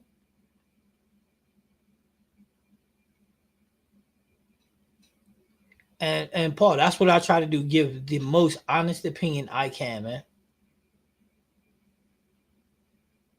Yeah, it's too many balls out there. But track, hey, but listen, being a track guy ain't a bad thing because track got some really good balls. Really good balls. Oh, I'm not gonna let it bother me. Matter of fact, Graham, I'm gonna do the opposite of let it bother me. I'm gonna build so many champions that they ain't got no choice but to get on my page. That's what I'm gonna do. Champion after champion after champion. I'm gonna make them get on board. Because hey, they ain't putting money in my pocket. Nope. So because they not putting money in my pocket, there's nothing they can do to me. You feel what I'm saying? There's nothing they can do to me. I'm an open book. They can come see me anytime they want to. I'm gonna talk to you because that's what I do. I'm a consummate professional in my own business and in bowling. So I'm not built out of Kool-Aid. I'm a strong man. I can put a lot on my shoulder, so they're not going to intimidate me no way, shape, or form. But what they can't stop me from doing is building champions. They can't. Nope. No, growing a sport is all we can ever do. That's all we can do. And that's why I give stuff away. That's why I do. And you know, when people are like, hey, I'm in struggle. Okay, well, let me see if I can help you.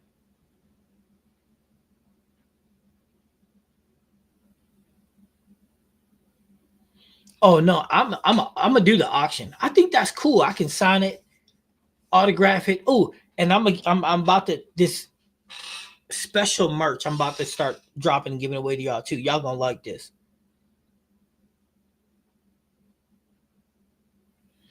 Oh no, Graham, I'm never gonna stop, man. Matter of fact, I ain't gonna even lie to you. That fuels me. That fuels. See, I'm one of them guys that haven't you figured it out yet, guys? When the doctor tell me don't I go, my mom will tell you to get me to do something, tell me to do the opposite. So if you want me to stop, be like, keep going. But I don't have quit in me anyway. So, but Graham, I'm never gonna stop, man. I'm never gonna stop. Till my last breath, I'm not gonna stop because I don't believe in letting money dictate what you can or can't do. That's bad. That's bad. That's bad. You know what? You know what's funny, Graham? And everybody, this is some funny stuff because Graham said don't let them stop me. So when I started my YouTube channel, do you know even my friends told me I was stupid? I'm serious. Everybody told me I was stupid, but one person, my wife. Everybody told me I was stupid. Everybody told me I was stupid. Even my homeboys, my closest homeboys, is like, man, you dumb. For real. Did I quit? Nope. I'm still grinding. I'm still here, and I'm doing my thing, bro. And that's what I love to do. So yeah, we good. Hammond, Indiana.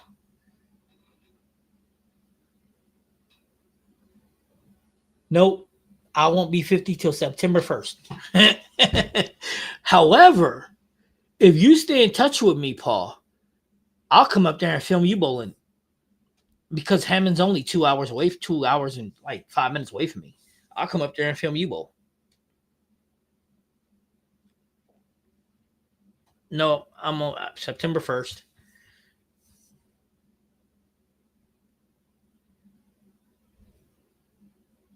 Yeah, no, I'm down. Stay in touch, man. I'll go to wherever. I'll film you bowl if I can't bowl. And plus, I'll bring up the Hall of Famer Drew and let him rock out some lanes real quick. I mean, Drew good TV. Hey, for y'all that watch the live, y'all know Drew is hilarious. I mean, Drew is funny, man. That dude keep me laughing. Thanks, Mary. I ain't that young.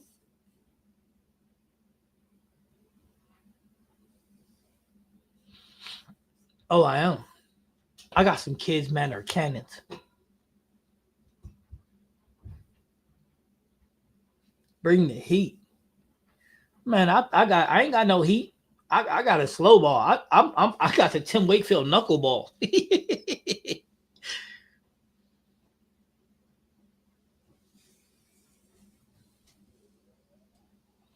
Oh man, Kuwait ain't bad, but Bolify's better. I'm just saying, Graham. Everybody, Bolify's better. Go with me. Bolify is better. This is a Bolify. This is my high school jersey. I probably should have took it off before I came on. It's my high school jersey. Bolify did this. Bolify be hooking me up, man. Speaking of that, AB I designed her own jersey yesterday because it was her birthday. Oh my god, it's ugly. It's hideous. Oh, my girl got bad taste. AB's got bad, bad taste.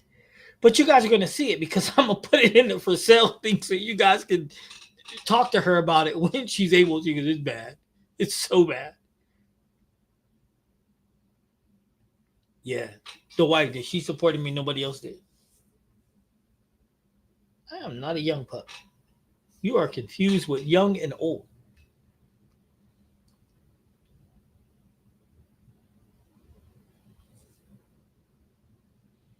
Dude, it's a lot of them. It's a lot. But here's the crazy part though. All the people who didn't support me was like, you're crazy, you can't do it, and blah blah blah blah blah blah blah. All of them are around now, on board now. All of them will jump on the channel if New York Minute if I let them. All of them have my back now that they see I can handle it. But I don't care if they think I was gonna fail or not. They still should have been supportive. That's how I see it. Abby's in her high school season, so she cannot be on video. But when her season's over, she'll be back.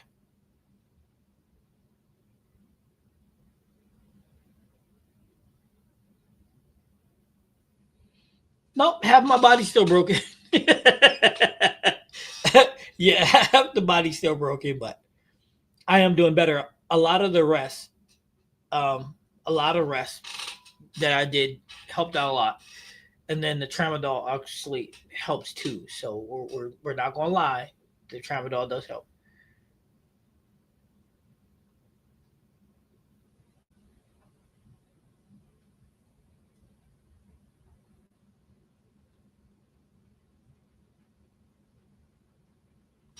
Wait, why can't you wear the track logo in competition? Yeah, why can't you wear your track logo in competition? Hey, but you can wear Bolify. I mean, you can wear Bolify and Bad Bad Bowl if you want.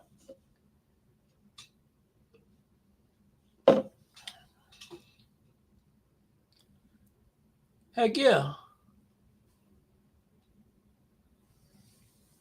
If you want to be on staff with them, oh, Brunswick only paid for 3 brands. Oh, so you're on staff with Brunswick.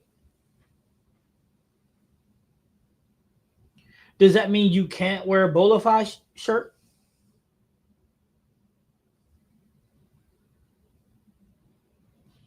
New rule. Man, I gotta read the new rules. I do. I gotta read the new rules for real, for real.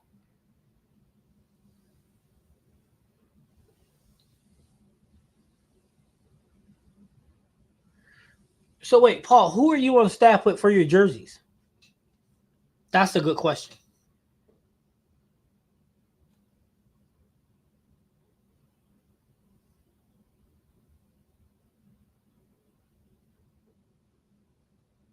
Well, you are heard here, and your opinion matters. Like I said, you can blop in anytime you want. I'm still we me and A are still waiting on the videos though from you that we ain't seen yet.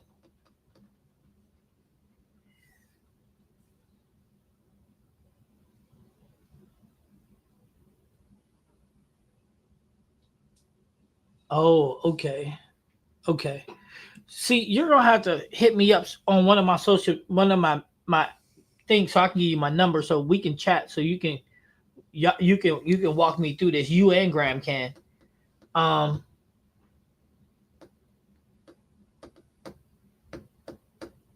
but Paul, how would you feel about getting on staff with Bolify? So you know what I'm saying for your shirts, your jerseys. I'd be more than happy to set that up for you.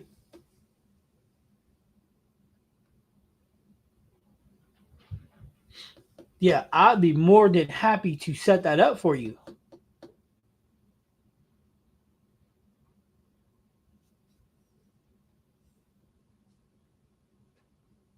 Yeah, yeah. So make sure you hit me on like my Facebook Messenger, and then we can switch numbers, change numbers, and then I'll be more than happy to link you up so you can be on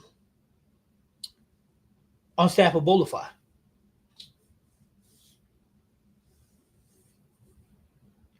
But as a favor though, you're gonna have to rock a Bad Bad Bowling jersey too though, because you're not the inner.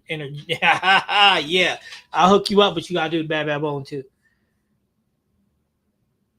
From your help last night, I shot my highest series 599. I started with 206, 171, and 222. I was asked to sub in the competitive league after last night. Second high man. Well, congratulations, Mr. Dan. Congratulations.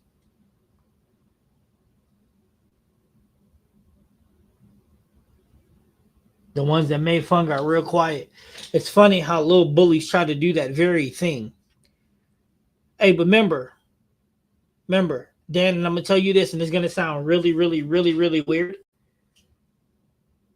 60% of the work that you do, you can do at home. As far as your approach and all those things, you can do them at home to get yourself into a state where your body starts understanding the muscle memory. reps, reps, reps. So you can walk through your approach at home. You can walk through your release at home. You can do all those things. And I do highly recommend that people do it. I'm pretty sure that Graham and Paul wives have been like, dude, are you serious? Can you please stop air bowling a million times over? Because to be great or good, repetition, reps, reps, reps. Yeah, I can make it happen. That's not a problem at all. I mean, I'll make sure you can it's get set up, and then from there you just do what you do. And like I said, I'll even come out and film you in some tournaments, and then let everybody meet you, Paul. Yeah, we have some fun. And Graham, the cool part is I would like to do the same for you when I'm in your neck of the woods.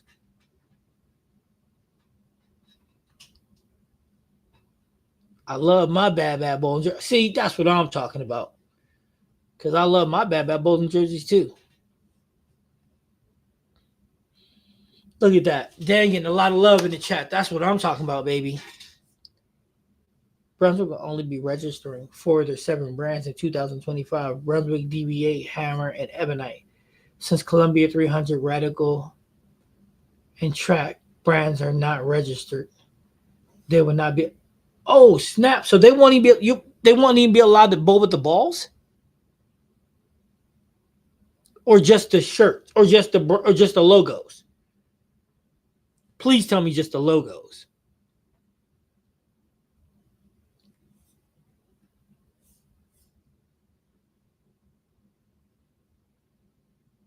No, I ain't gonna say I always get to strike air bowling, but listen, dude, there's a lot of things that help you with air bowling. For example, your lead hand balance arm being out in front of you, right?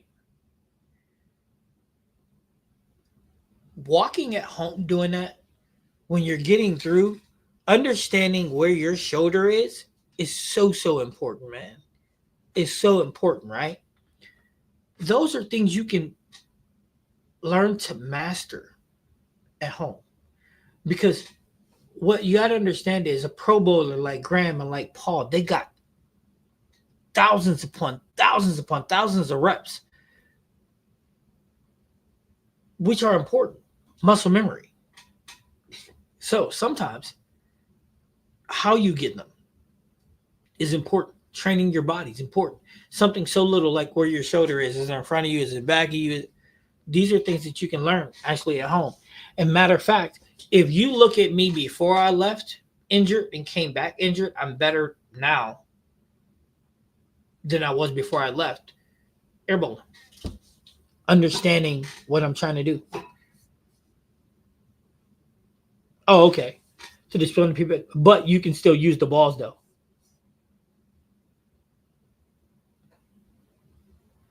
Well, Mary, that's a definite way to go too. If it was hot outside, I throw my junk balls in my backyard too. I'd feel better with a training center though, but I can take it. Throw the balls, just no logos on the shirt. Okay. Okay, there's nothing wrong with that. But you can't wear the brands. What up, G Jones? What up, my dog? The bonus that you won, Red, is we're going to put you. So, whatever drawing we do, we're just going to put your name in extra. Give you an extra chance to win. So, and I promise you guys, me and Sean, before the weekend is up, we're going to figure out what we're doing to get the winner of the mystery ball for his 700. We've actually talked about it like 4 or 5 times. But generation, the thing generator, I think that's probably more practical. And Larry, you're right. Practice does make perfect. That's why I say, but practice makes perfect if you're practicing correctly. And as a coach, I can't reiterate that enough. Practicing correctly. Because anything else, you're just creating a bad habit. And I'm sorry to tell you guys this, and this is a reality. It's really quick to build a bad habit, and it's very complicated to break it. Understanding your body, understanding your feelings, like how the ball feels when you get around it. How does it feel when you're through it? Those are really important things. But to and from the foul line, yeah. It's got to be practical. But Grandpa, I'm gonna get my card, man. I got to. Nah, I gotta get it now.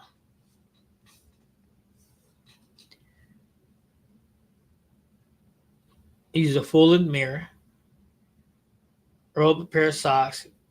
See, yep, that works too. That really works too. And for me, I'll practice with a little stick that I got, a pointer stick from when I coach, and I'll rotate it in the mirror and rotate it back through. That actually stopped me from coming around the ball when I didn't want to. Just little things, little things, little things. Practice makes improvement. The best bowlers in the world aren't perfect. Humans aren't machines. That's true.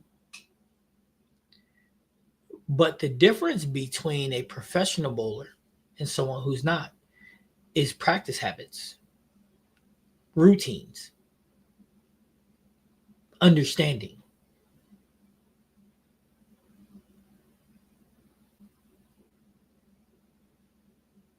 I mean, here's the thing, right?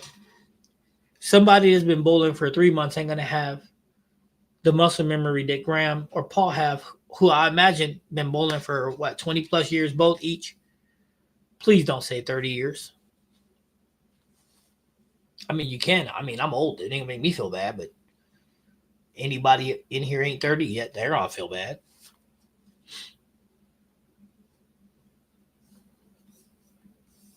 One of the best tools just about everyone has. Videotape yourself from behind and from the side. And you feel like you're right, it doesn't mean it.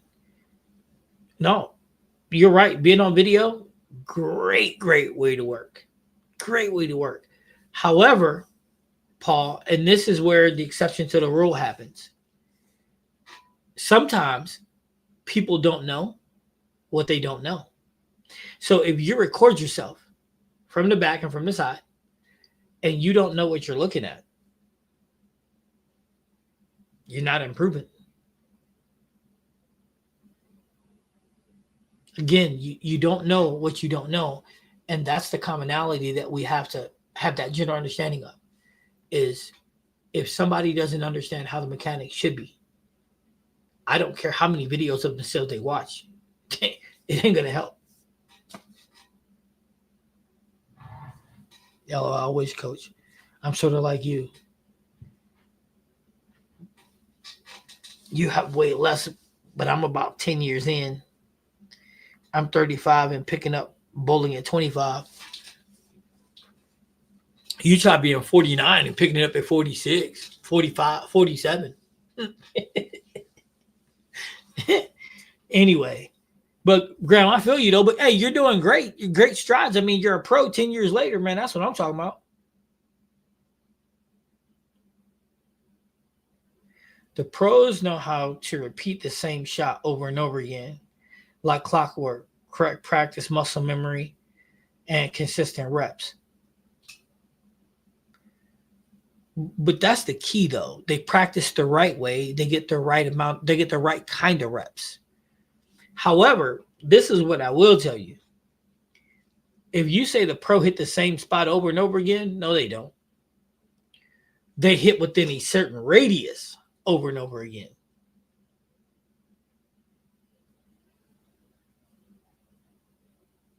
I mean,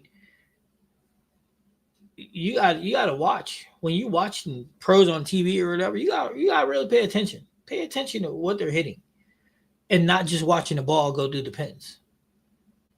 But that's another. But I'm G Jones. I'm really glad you said that though, because a big difference is the way the ball gets through the pins. The pros understand how they want it to get through the pins. See, you can throw a shot, and I'm not talking about you, G Jones. I'm talking about anybody in general. They can throw a shot and leave a 10 pin and be like, "That was a good shot. I left the 10 pin, man." But the fact is the ball finishes out the deck, almost hitting the 10 pin, but they think that the shot was good when it's actually not. But that's also a big difference between the pros and just regular, is them navigating the ball through the pins and understanding how to do it.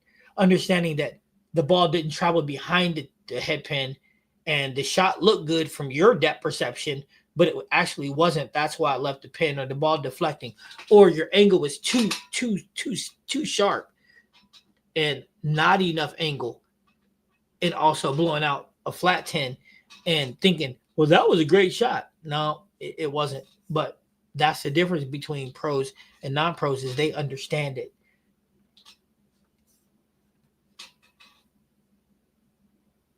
Words out of my mouth. I was just about to say that. See? Yeah. I watched Kyle say something about a blocking or a track. Watching a ball through the pins is one of the big things a bowler can do for sure. It is. It is. It is, but understanding what you're seeing, though. So understanding if you're seeing the ball deflect even slightly, it's a problem. But you got to understand why it's deflecting, or if the ball's coming around and the angle is too steep and it's coming up behind the head pin. These are things that people can learn if they take their time to learn about the game of bowling. Maybe we don't, as channels, Brad, Kyle, me, Lewis, Fat Boy, everybody know who that is. We maybe we don't focus enough on trying to help people in that way. And maybe I need to start making videos about it, breaking down, or maybe I'll start doing it live. Like, we can watch shots and be like, okay, is this a quality shot? Is this not a quality shot? I mean, I've done it before, but maybe we need to do it more often to teach people, like, and I'm not calling anybody out or anything like that, but like Stephanie, who's new or who's trying to improve her game, these are things that can help her improve her game in a dramatic way if you have that understanding. You have to find the ball that allows you to miss and still strike or leave single pins. The ball that creates the most area to play. Bowling is matching up. No, you're Graham. I couldn't have said it better myself, dude. Today when I was coaching one of my kids, and she's a heck of a bowler. And I'm like, look, with that ball, you have no miss window. And I told her, so you got two choices. And I'll leave it to you. You can go left or you can change balls. And I don't think left is going to work. And then she changed balls, went to the summit peak, and I moved her inside 30, 16, 17, 5, 6, 7, and she went 228 last game. So it's just a matter of what you're seeing. You know what I'm saying? Yeah, that is one thing that I have been watching more, but I need to understand how to adjust to that. Well, I guess we'll have to do some work on it. Some live work. We're going to have to do some live work and some video work, man. I'm more than happy to do that. Again, I'm more than happy to help in any way possible. To transition to me is the most difficult thing I encounter to make the correct adjustments.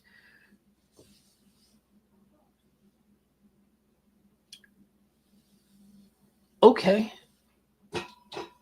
So I get it. And Paul, tell me if this sounds accurate to you. You're figuring out the transition, but by the time you make it, you're so far behind it, your adjustments aren't big enough. Does that sound right to you? Miss room is the key to everything. And I do mean every 300 or honor score period that I've ever shot, I was matched up. Felt like I couldn't miss if I got to that area. Yeah, it's all about matching up. I agree with you. I 150% agree with you, Graham. I couldn't. Yeah. And that's the thing that I'm not doing right now in my center, is I'm not matched up. But I think I got to figure it out. I'm just going to go symmetrical solid and let it blend a little more. I need a lot from. I learned a lot from your last not good live stream. What does that even mean? As a newer bowler, I feel like the information is out there on YouTube in bits and pieces. Okay. Too tall. This is what I will say. There is a lot of information out there on YouTube. However, I'm not saying it's correct information. For example, there's a guy on YouTube who says where you line up doesn't matter. He's full of There's a guy out there that says your balance arm doesn't matter. He's also full of There's a guys out there that say the yo-yo release means you got to cup your hand all the way through. That's not true at all. So you got to watch the information that you're getting. You just have to watch it. Absolutely, Paul. Transition is watched by a pen deck exit, for me at least.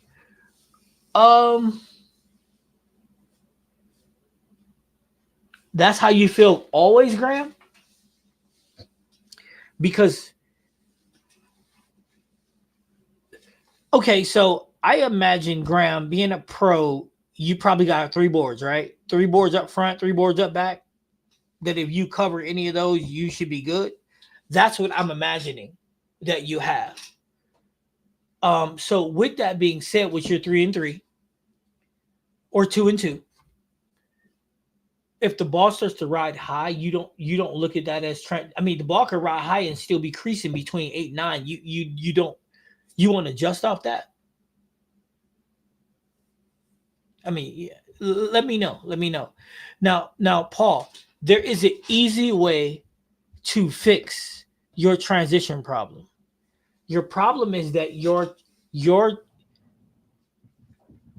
a pro who I'm guessing averages about 230 on a house shot. On a house shot, your transitions are slower, which means they're smaller. When in actuality, on a sports shot, and I don't care which one, your transitions are normally bigger. And here's the problem. If you get behind transition, if you're especially on a sports shot, because the ratio is so 1-to-1 most of the time, 1-to-1, 1.5-to-1, whatever, it's very hard to catch up because you'll never move enough. Not to mention, that saying the first person left is normally the person scoring higher. So you're always behind the ball.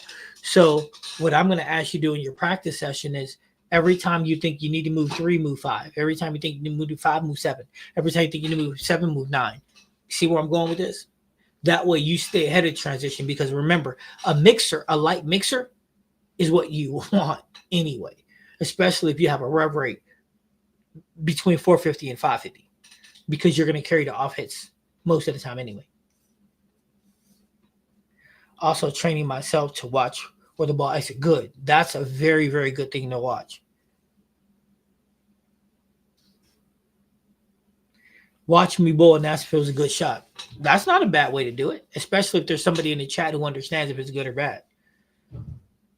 I started this season in the low to mid 400s, and I moved into either close to 500s or over 500s through half the season. So I'm still working on learning how to get the ball where I want it to. Okay, so TG, I'm going to tell you a secret, right? There's a way where you can always get the ball where you want it to if you're lined up properly. Alignment is the key to success. There is videos that I have that you'll have to go look for where I go through alignment. And the funny thing about alignment is the PBA pros do it without even thinking about it. It's crazy. It's insane. Like Graham does the geometry in his head as fast as you can think of the word flash. Graham and Paul's already doing it. And it's amazing. It's uncanny how smart these guys are without even knowing it. For example, if I want to throw the ball 15-5, right? Most of you guys, if I said throw the ball 15-5, okay, let's do this. Let's do this. Graham and Paul, you're not allowed to answer this question. If I say roll the ball 15-5, where would you guys put your feet at? Tell me where your feet would be lined up at. And TJ, that's right. That is a really good improvement. That is really good improvement. 100 pins? That's impressive. But guess what? after today, after we have this small conversation, we're going to make even better. Okay, Stephanie said 20. So where would you guys line up at?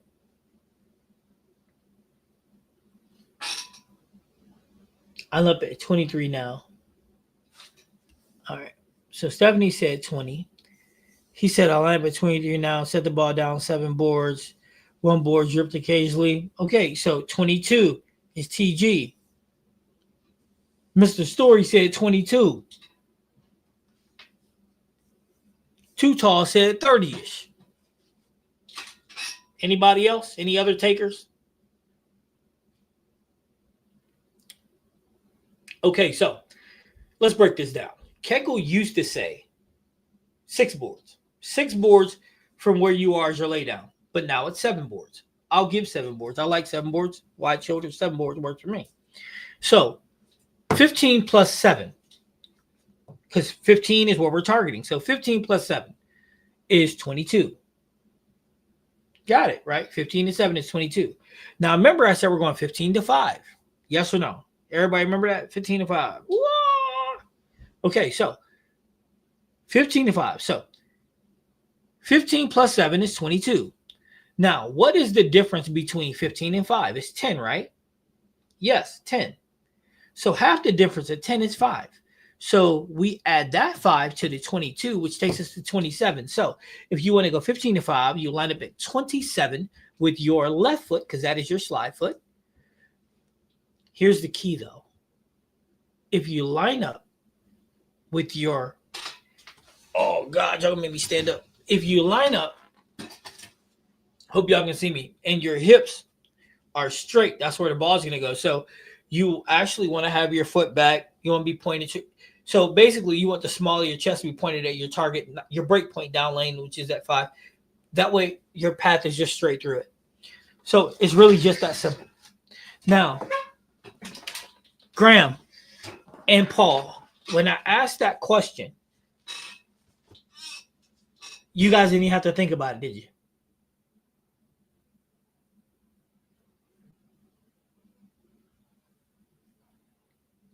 Just curious.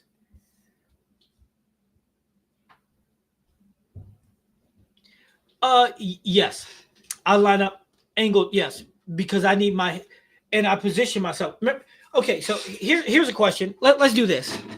This is awesome, right? Your forearm, you're right-handed, you roll ball, right? Can your forearm go anywhere the ball does not go? Answer that question for me. Can your ball go anywhere your forearm doesn't go? The reason why you drift, the reason why most people drift is because their alignment isn't correct.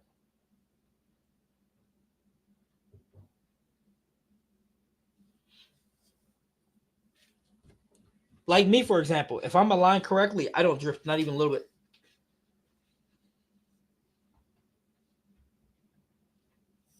Let's see. Yeah, it's just a slight angle.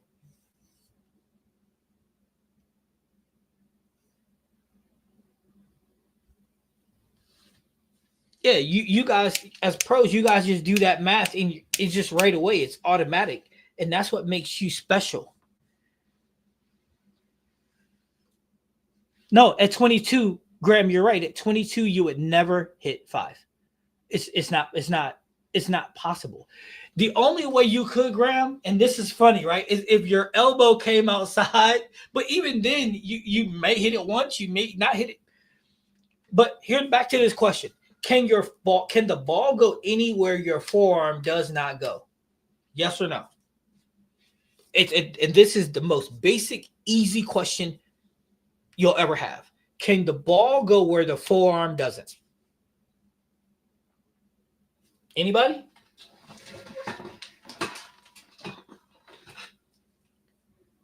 Any takers? Any no's, any yeses? Can the ball go anywhere your forearm doesn't go?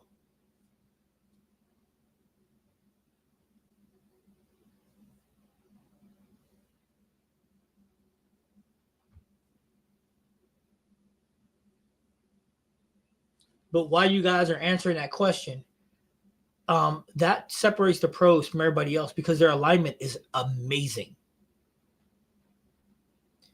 I don't care how flexible you are, Paul. The ball can never go where your forearm doesn't. And that's where your alignment comes into play. Like, so when you're tilted a little bit towards your mark and you put your forearm, so your forearm is facing the five board, all you got to do is start it. Your body will naturally bring you back to that point. And boom. If your forearm going to 5, the ball's going to 5. If your forearm's going to 10, it's going to 10. If it's going to 20, yep, it's going to 20. See, so these are things, but these are things that the pros do without thinking. Stretch Armstrong. That's funny. But these are things that the pros do, and they don't even think about it. I know Graham wanted to see the responses. But see, these are things that can make you an efficient bowler. But here's the thing, though. This is why you go to practice and practice it. When you open up your angle, you have to practice enough to know how much. Because people be like when I coach the kids and I have them point at their target, they're like, Coach, I'm pointed this way. I'm going to drift that way. No, you're not, because your first step is right there. And then your hips ain't going to close because you're this way. They're still open. They're still open to let you get open. You know what I'm saying? Your arm, when you do this and you're here, when you're rolling, look, you're coming right back there anyway. So these are small things that PBA pros and PWBA pros do. These are things that they do that separates them from everybody else. Now, is the knowledge out there? Sure it is. However, you have to find someone that can give you the knowledge and understand it themselves. Like here's an example. Paul and Graham are PBA pros. Got pro cars. They both pro events. I will bet you at their house, they've heard guys on the lane tell somebody to do something that they knew flat out was just wrong. But the person they were telling didn't know it was wrong. And the person telling them didn't know it was wrong. Grandpa, am I lying? Am I lying? If I'm lying, I'm dying. Am I lying? Now, that guy may have had the best intentions, but his best intentions resulted in bad information, which means a bad habit is formed. So again, appreciate what I'm telling you is get the correct information. Because if you don't, when I say it takes a long time to break a bad habit, see, this is funny. It'll take a bad habit a long time for you to break a bad habit. But for Graham, for Paul, for me, we go to the lane and we can break a bad habit in a day because we understand the process of what we're doing.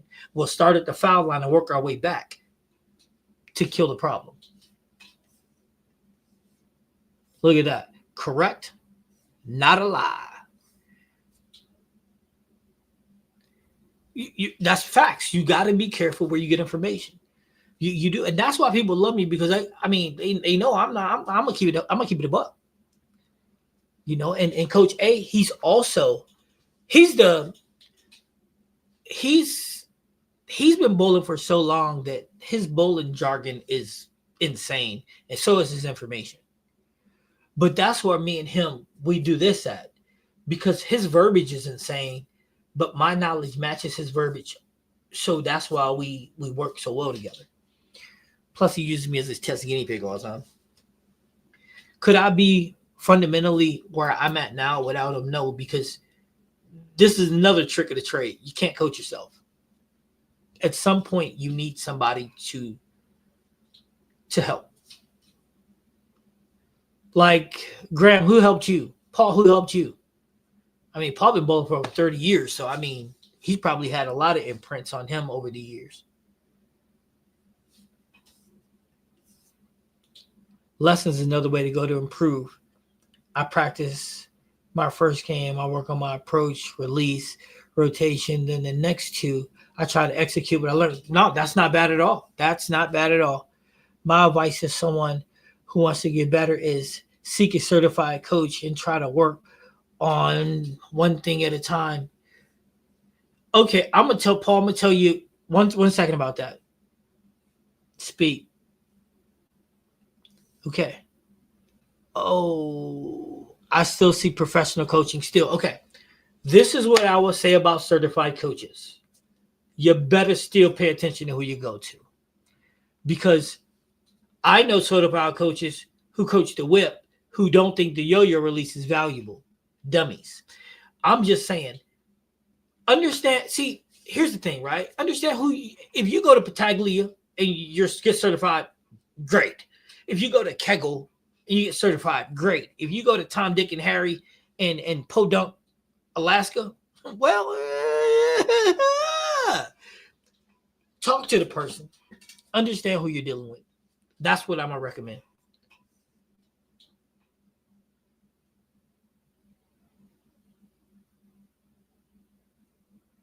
Mark Baker.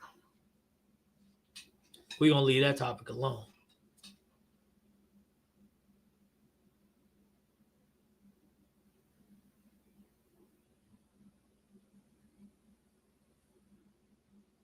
Let me know how.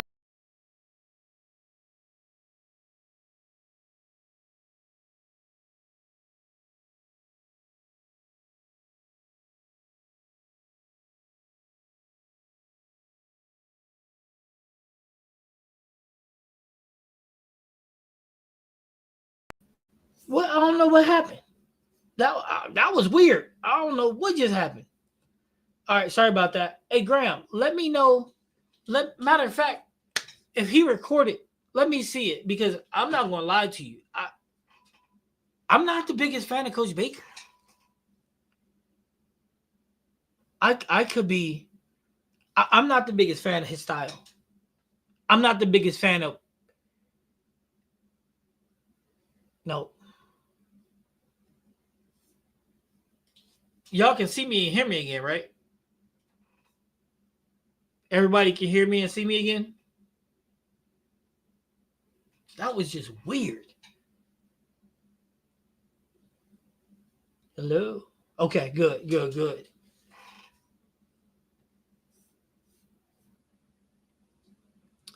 I'm not the only person. A feels the same way. I I think that he is an old pro who believes in what he does.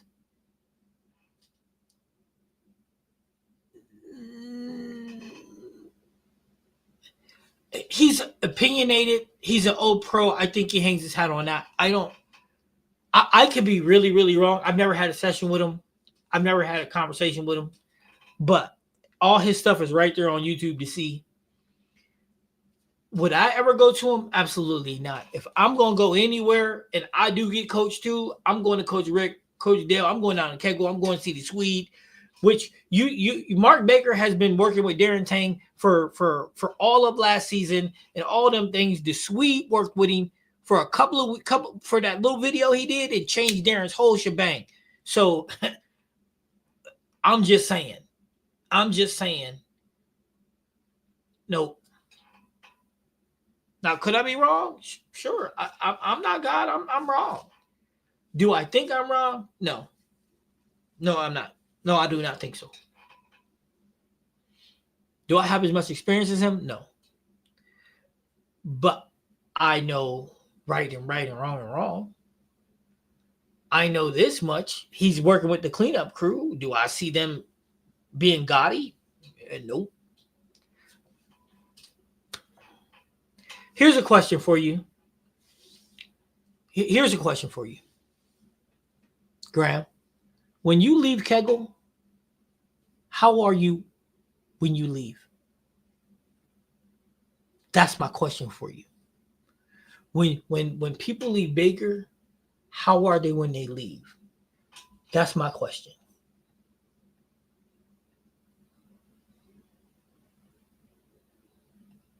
That's good.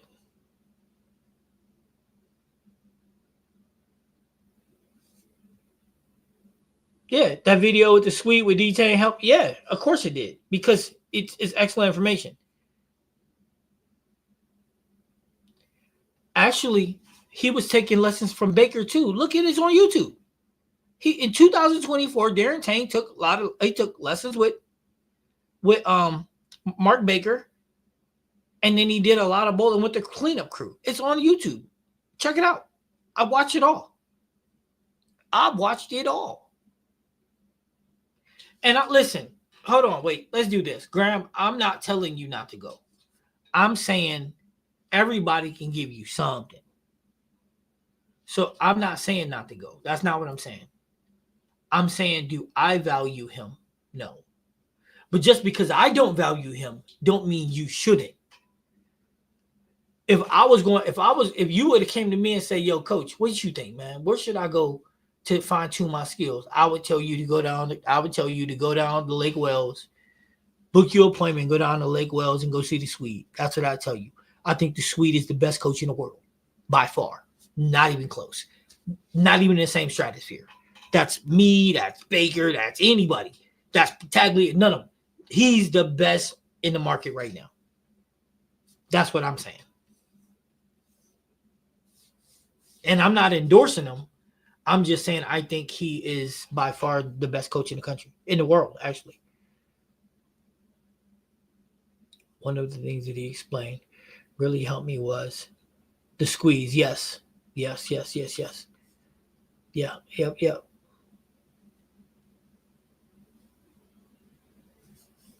Yep. Stop squeezing the ball like that. Yeah. I mean, I agree.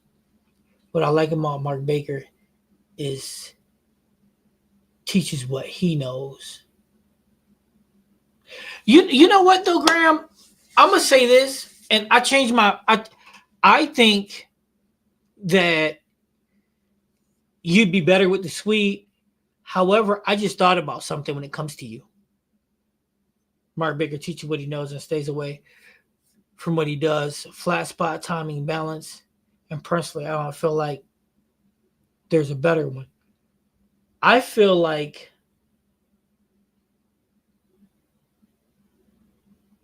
I don't know if I agree with you. But this is what I do know. He's a bigger man just like you. So, hey, that flow, that chemistry, that might be beneficial. But I can also tell you, you throw a ball with 500 revs and he ain't never been close to that a day in his life. Sorry. Matter of fact, he ain't going to get close to that with two hands. And if you watched his PBA stuff, you would see, you'd agree with me. But he is a bigger guy. So that's possible. Flat spot, timing, balance. And I'd check on the Swede if I was you.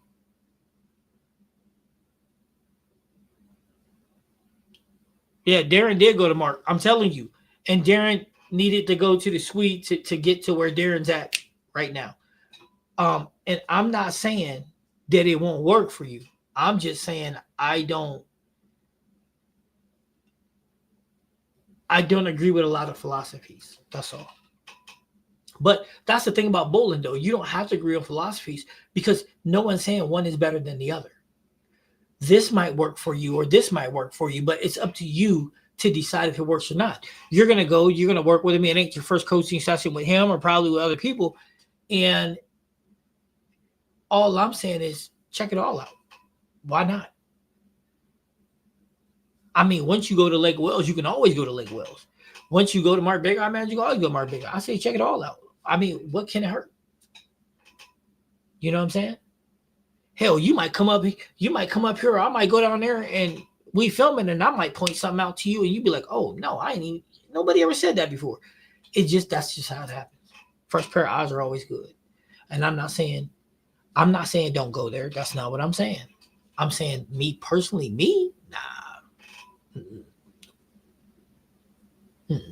No. Nope. But you and him both have that commonality where you're both bigger men. So that's a plus. Then again, Sweet's a big guy too. I mean, Del Warren's taller than me, so Coach Rick is a big guy too.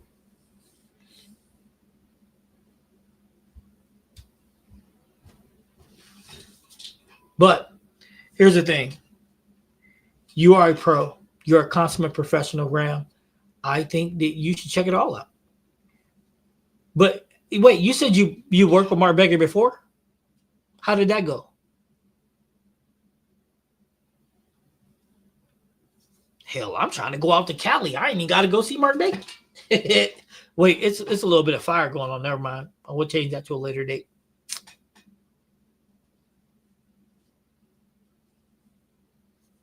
Here's a question. So what you're trying, Graham, what you're trying to get out of it is timing.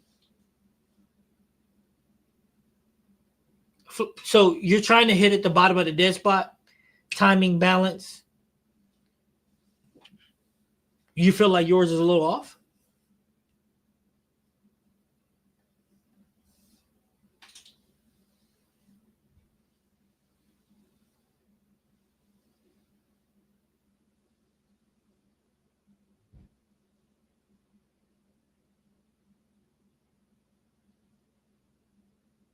Okay. So basically, so basically, Graham, just so I'm clear, you're trying to create a bigger window in your flat spot. Is that what I'm understanding?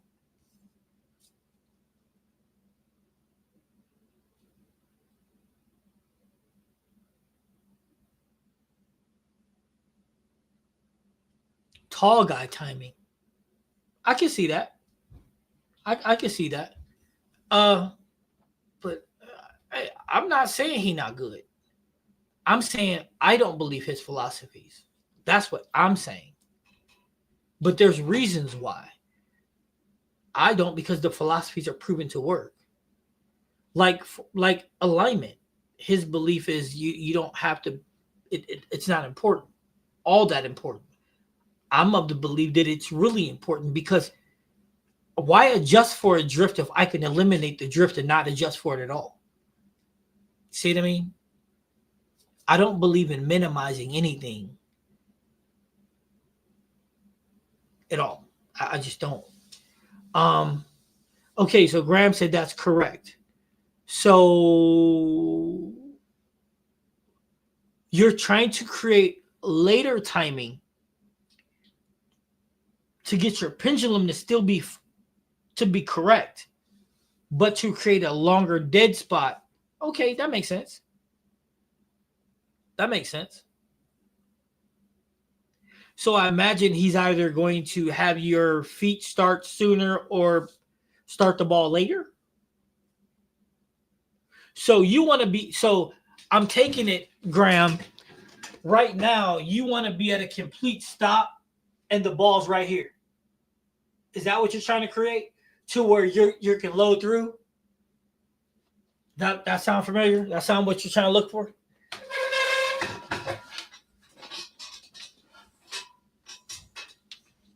Does that sound right, Graham? That's what you're trying to do? Because it should be what you're trying to do. Ha ha! Look at that. Gotcha. Mm-hmm. Understand that's why I'm here to hear from you and Coach A. No, I get it. Listen. The thing about life is, right, is you're supposed.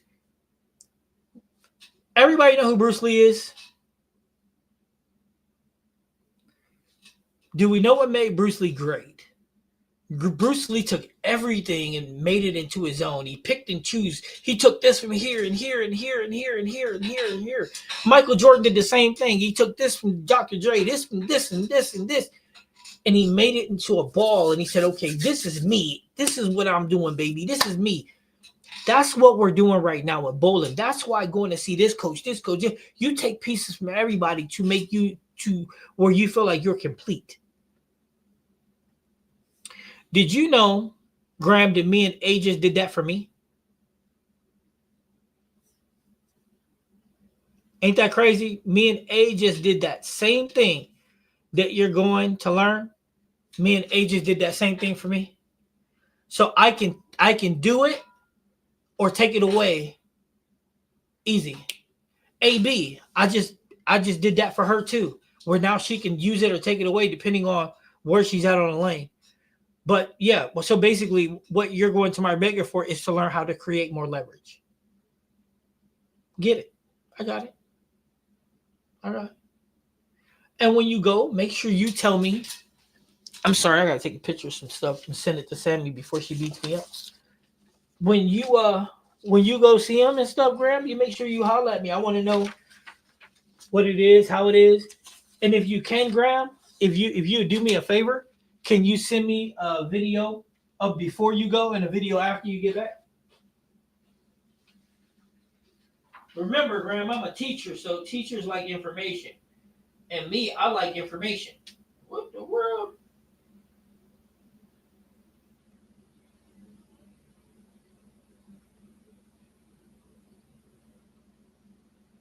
Yeah, I like information, Graham. So if you send me a picture of that, that'd be great, a video of that, because then I could use it as teaching points.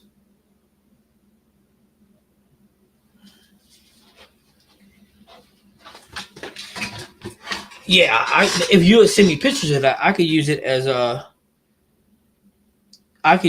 teaching points because I'm always trying to teach. I'm always trying to learn, and being a PBA pro, man, that cares. I mean, that's awesome.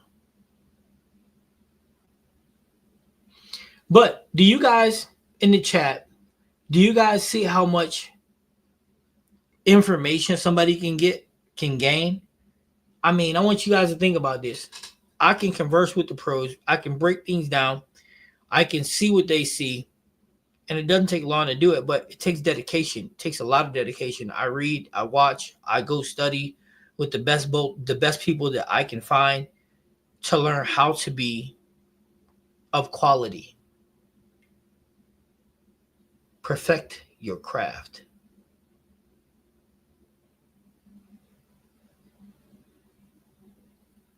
But Graham, to be honest with you, you should be able to fix that problem in about 10 minutes.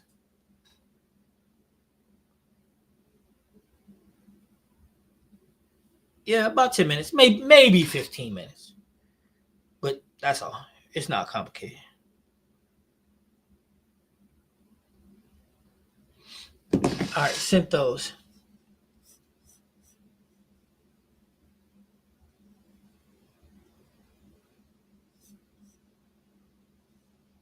Yeah.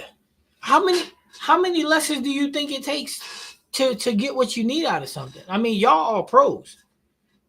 I mean, you guys are all pros. Darren worked with the Swede one day and he fixed his problems. Because he explained what Darren was doing wrong and he explained to him why it was wrong, then he explained to him how to fix it. And that's the difference. I'm not saying Mark Baker's not good. I'm saying he wasn't good for Darren. Just like I don't think he would be good for me. But for you, though, you're going for a certain thing. What?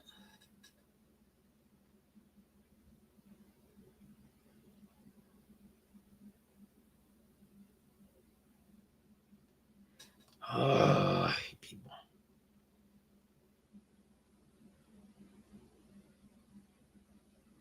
Okay,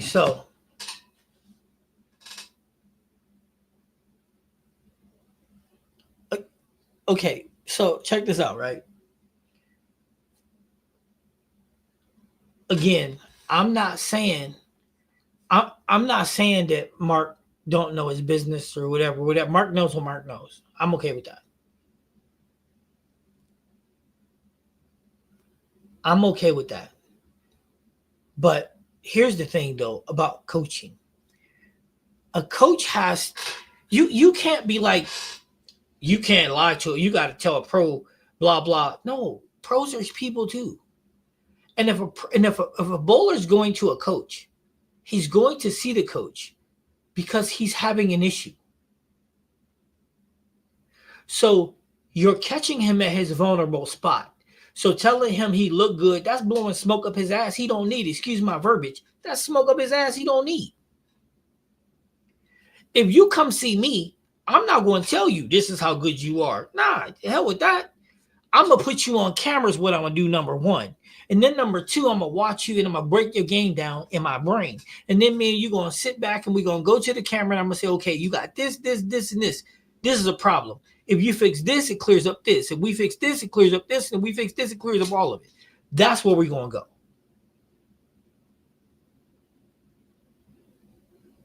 And then I'm gonna say, okay, this is how we're gonna do it. We're gonna start the foul line and work our way back. And by the time we get to the back, your problem should be resolved.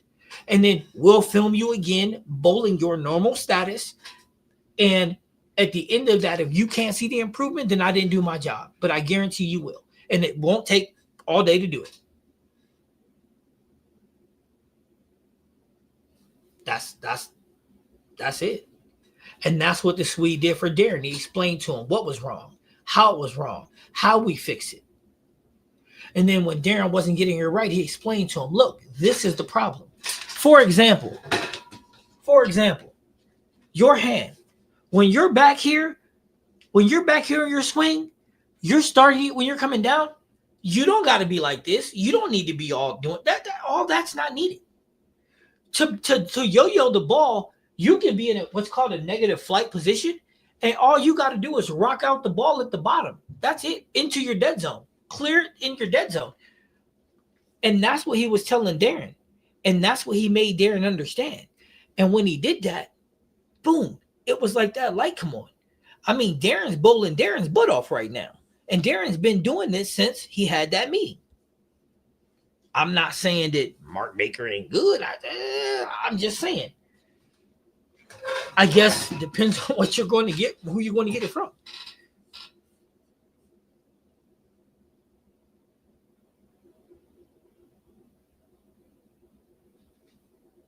No, I get it. I 100% get what you're saying. I feel you. I understand you 155%. You don't need help with it. But just like you don't need help with that, once you told me, I told you what you were trying to fix and showed you, because most coaches get it. Well, check that. A quality coach will get it. A quality coach will get it and be able to help you with it. I could probably tell you what to do to fix it yourself right now. But the problem with fixing it yourself is you won't know if you're fixing it. Your brain can trick you to the point where you're thinking you're doing something, but you're not. And everybody in this chat, everybody on the earth has done that. You be like, yeah, I'm doing it. And then you're on video and you're like, oh, shit, that ain't it. All of us have done it. So that's why I'm saying, nah, Graham, go ahead, man. Go down there. And that's why I said, if you would do me the honor, I won't even show it to nobody. Send it to me before and send it to me after. I mean, you're my homeboy now, so you got to trust. I'm just looking out. I ain't asking you for nothing. I'm just asking you to show me.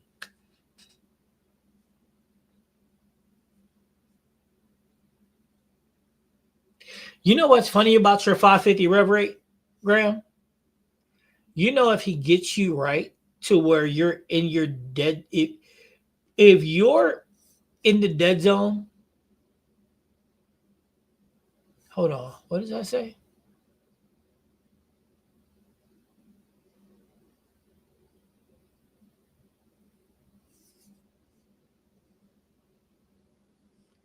So this is funny. If he gets you to create more leverage in your dead zone, you realize your rev rate's going to go up again.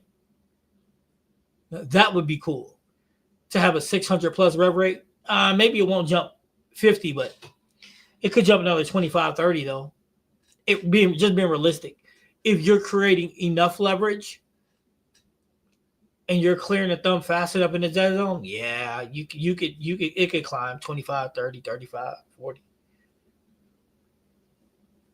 But you already know that, right?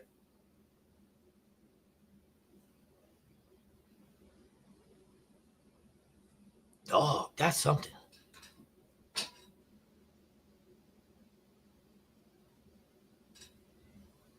Has anybody ever went out to see old boy out in Vegas? Who's out there? Pataglia Jr.? Anybody ever go get coached by him out there? Or by that girl or that lady up in Minnesota, Gray? Anybody ever go to any of them?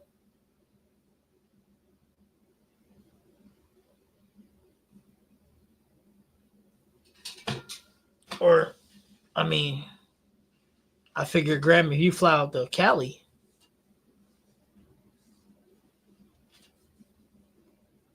Wait a minute. So if you've flown out to Cali, have you bowled with the cleanup crew yet? Or is Murrow and them new to the Baker Bowl? The Baker box.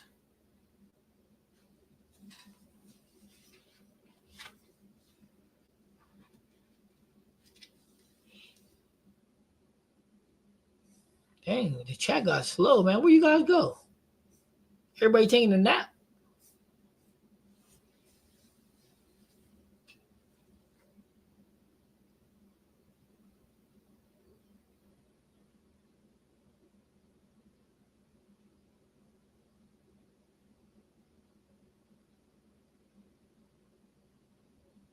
No, don't take all that on the house, does it? Okay, so now I get it. You're trying, so you're, okay. So, all right. So that makes sense. Okay, so now we're getting somewhere, Graham. Now we're getting somewhere. Okay, so you are trying to create a higher count. That's why you're trying to leverage the dead zone. Okay. Okay. I'm with you. Yeah. I'm with you, cuz. Now you making sense, player from way back. Okay. Okay, so 550 ain't enough for you?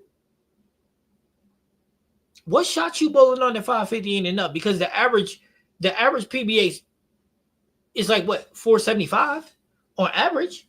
The low end is 450. Hell, matter of fact, if I'm correct, maybe I was thinking about it. Listen, if I'm correct, hold on, Paul. I'll get right back to that. Matter of fact, if I'm correct, on the PBA tour, one-handed, there's only 3 that's in the 500s. EJ, Mikey Schlaball. Who's the other one? Oh, Chris Prather. They're the only 3 in the 500s. There's nobody else average in the 500s on the PBA tour. Now, I'm not sure about the regionals, but I'm saying on tour, there's only the 3. Marbella Bowl is independent of the cleanup crew and supposedly doesn't make money off their videos. I don't know. He's in way too many of them. Maybe it's advertisement. I don't know. Maybe they trading for lessons or whatever. Virtual lessons, man. I'm thinking about, me and A are thinking about it. We're definitely thinking about it. But here's the thing, though. During the season, I don't have time. Now, after the season, then yeah, probably.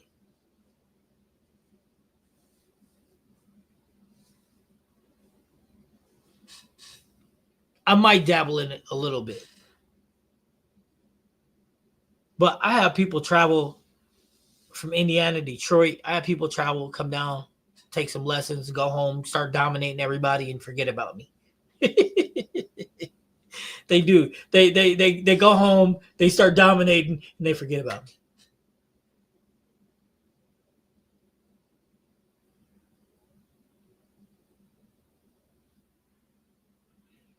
Okay, so they basically are promoting his coaching business in return for his content and facility uses. But don't they live in Vegas? He coaches in Cali. His facilities in Cali.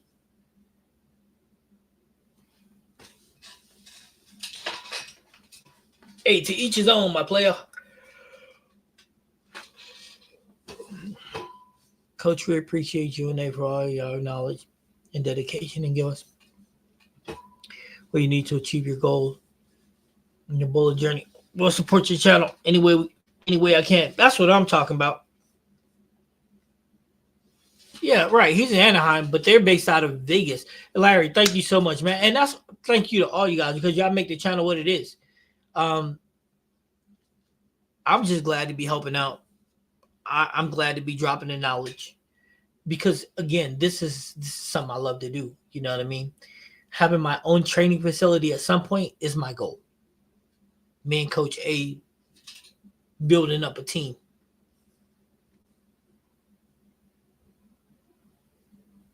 The cleanup crew is in LA, San Francisco, Fernando Valley. I thought Maryland was out of Vegas. Yeah, 550 is good, Coach. Not trying to get it twisted. But the sports shot 550, 580, 590 is different between the 8-2, 8-10, and the 10 pin or a strike. No, I got you. You want to carry the off hits. I understand completely. Bro, I'm with you.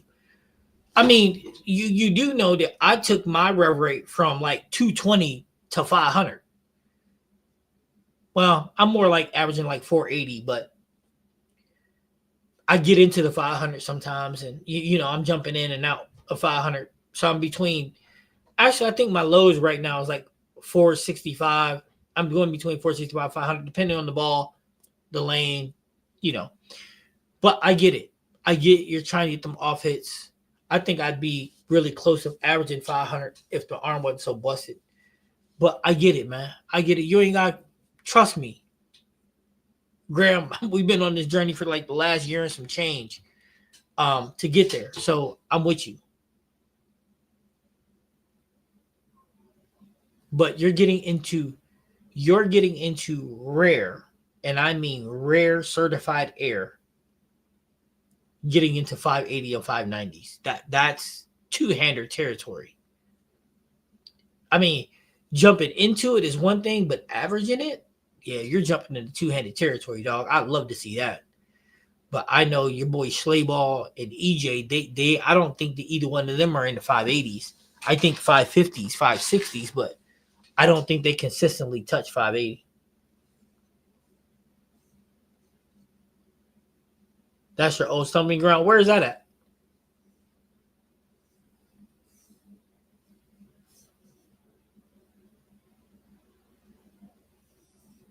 Cleanup crew is in LA, but they got a budget to travel. A budget from YouTube? A budget from who? Are they sponsored or something? I'm not tracking.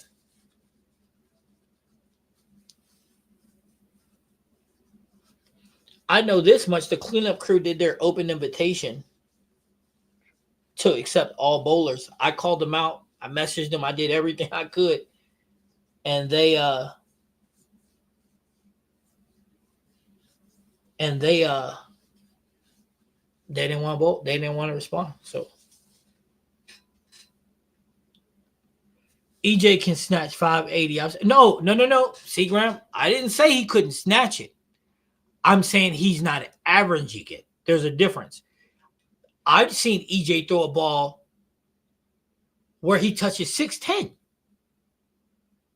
But I'm saying on average, if we looked at EJ's average for the whole season, he's probably close to 550, 525, 550.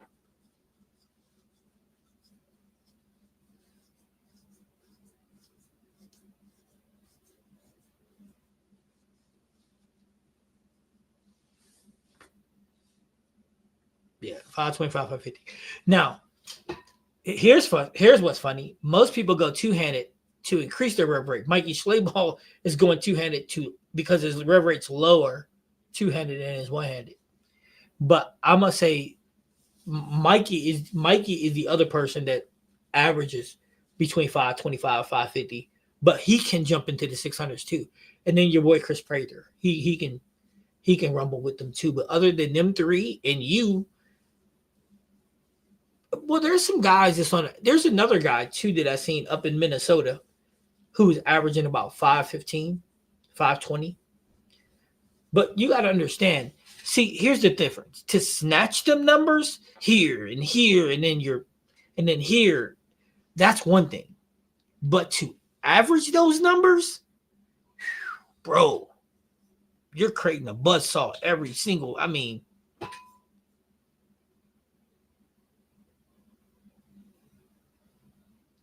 no, I listen. I'm not listen. Don't get it twisted. I'm not knocking the cleanup crew. I think they're funny. I do. I'm not knocking them. I think Meryl and them pretty cool. I mean, they're young cats and stuff, and they're growing bowling and promoting bowling. I like it.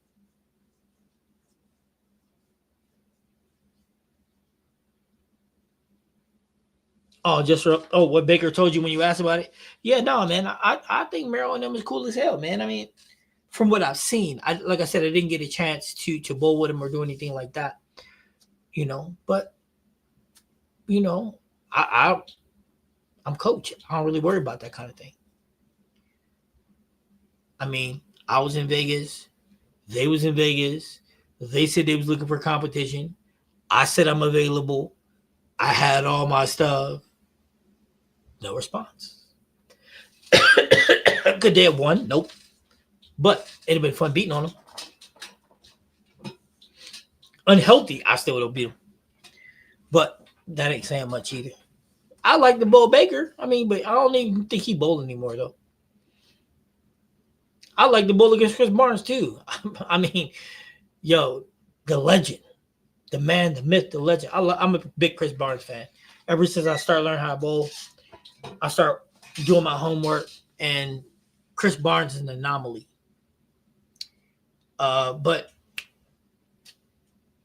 Graham bowls with him, same house, or no, it's not Chris you bowl with in the same house. It's Stewie.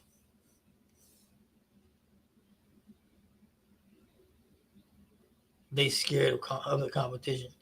I don't know what they are, but it is what it is.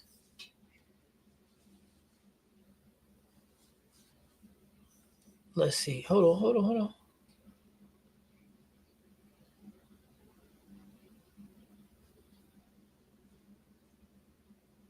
Man.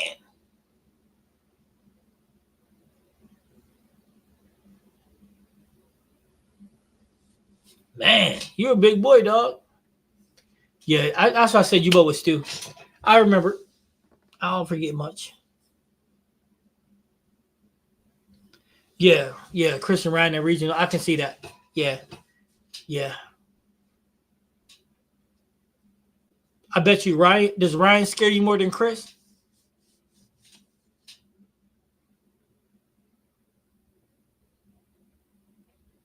I bet he do. Ryan's starting to find his mold, man. That boy gonna be dangerous when he really get his mold. But I think EJ got another 3 or 4 year run in him to be the best in the world, and then it'll be up to Ryan and Cam to take over from that point.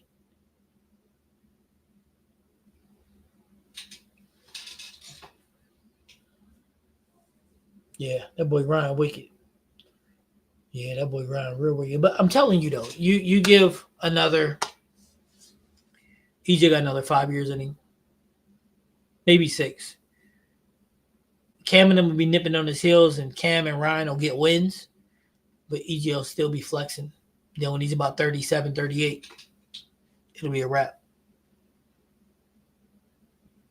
Not because his skill level will diminish, but his flexibility will diminish. EJ's like a rubber band, and at some point he's going to lose that flexibility.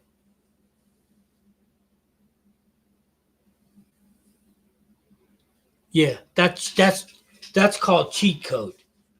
Hey, you forget Chris's wife's knowledge too, so Ryan's that's a cheat. Ryan's a human cheat code. The only thing he could do to make it worse is if he was left-handed.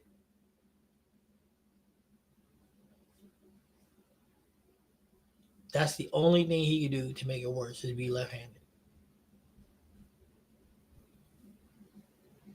He finished number 1 for Team USA too, didn't he? Yeah, he did.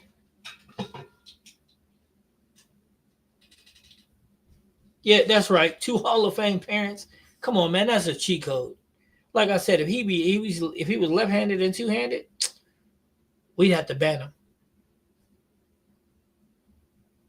I know we, yeah, hell yeah. But look, guys, I'm about to get off here because I'm hungry. Yeah, I knew. Yeah, I'm hungry. Remember, I went to work this morning, went to coach, came home, got right on the live. I ain't even ate yet. But Graham, make sure you send me those. And Graham, go work with him, man. I mean, you know what? He big like you, and you just need help in the dead spot. And if he don't get it done, you always got me. You always got me and A. Because if he don't get it the way you want it, you got me and Coach A right here. Like we like stealthy ninjas, dog. Only we old, so our bones crack, so you hear us coming.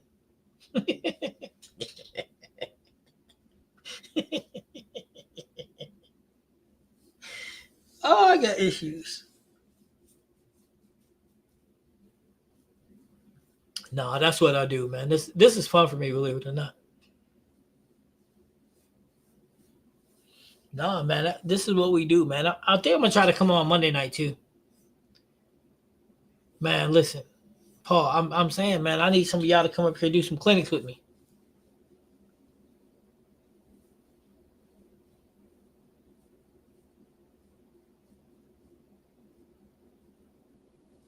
Hey, you know what? Sometimes you got to. And I like that you're going to get a little brush up before the tour season start. I like that. I like that a lot. And like I said, if you ever have any questions, Graham, you got my number. You can hit me up like, yo, coach, what you think it is? What you think of that? And you know, that's the beautiful part about working with a partner like with A, because now you get two ends of the coin. You feel me? Because if his way isn't comfortable for you to get there, then maybe mine is.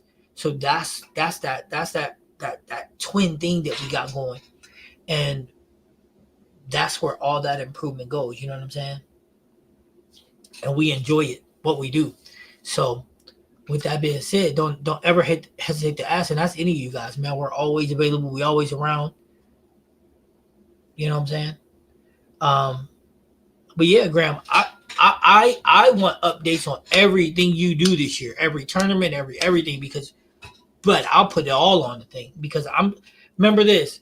Y'all might be supporting the channel, a fan of me, but I'm also a fan of all y'all's. So that's why I tell y'all, if y'all have honor scores or good scores, y'all want to put it out there, a shout out, I got you. Send it to me. Let's go. You know what I'm saying? That's how we get down. And Paul, make sure you hit me on Facebook or whatever. Facebook, I'm on Facebook, TikTok, Instagram, whatever.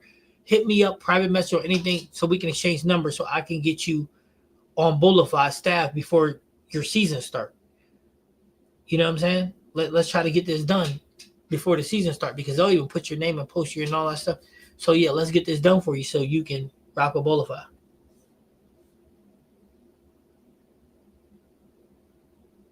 You know what I'm saying? Remember, I'm a fan of yours just like y'all a fan of mine. And I would post, and Graham, you got tournaments, ask somebody to take some clips of you. Man, send them to me. Whoop, whoop. I'll put them right out there. Look at Graham. Let's repping people. You know what I'm saying? Let's repping people. That's why I'm a fan of y'all's. Y'all a fan of mine. Again. Oh man, please, you just messed it all up for me, man. Penn State lost, my alma mater lost, and now you're gonna tell me Ohio State won. I'm getting off here. I'm gonna go cry by myself. Ohio State, man. But like Graham says, support the channel, people. Support the grind. Support the grind. But anyway, thanks again for tuning in. I'll let you guys know this weekend if we're gonna be on Monday night. If Ace feeling better, then we'll jump in Monday night after my match, and then Friday again. I think I like these 2-day week thing. You know what I'm saying? Gee, that's just messed up, man. Look, I was going to eat, but now my stomach hurt because Ohio State won.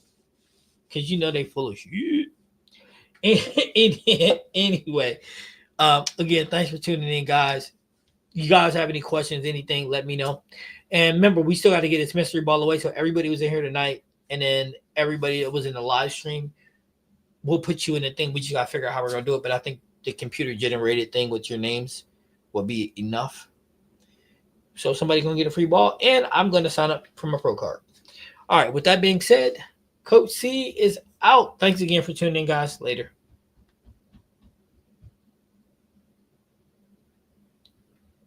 Okay, it ain't working.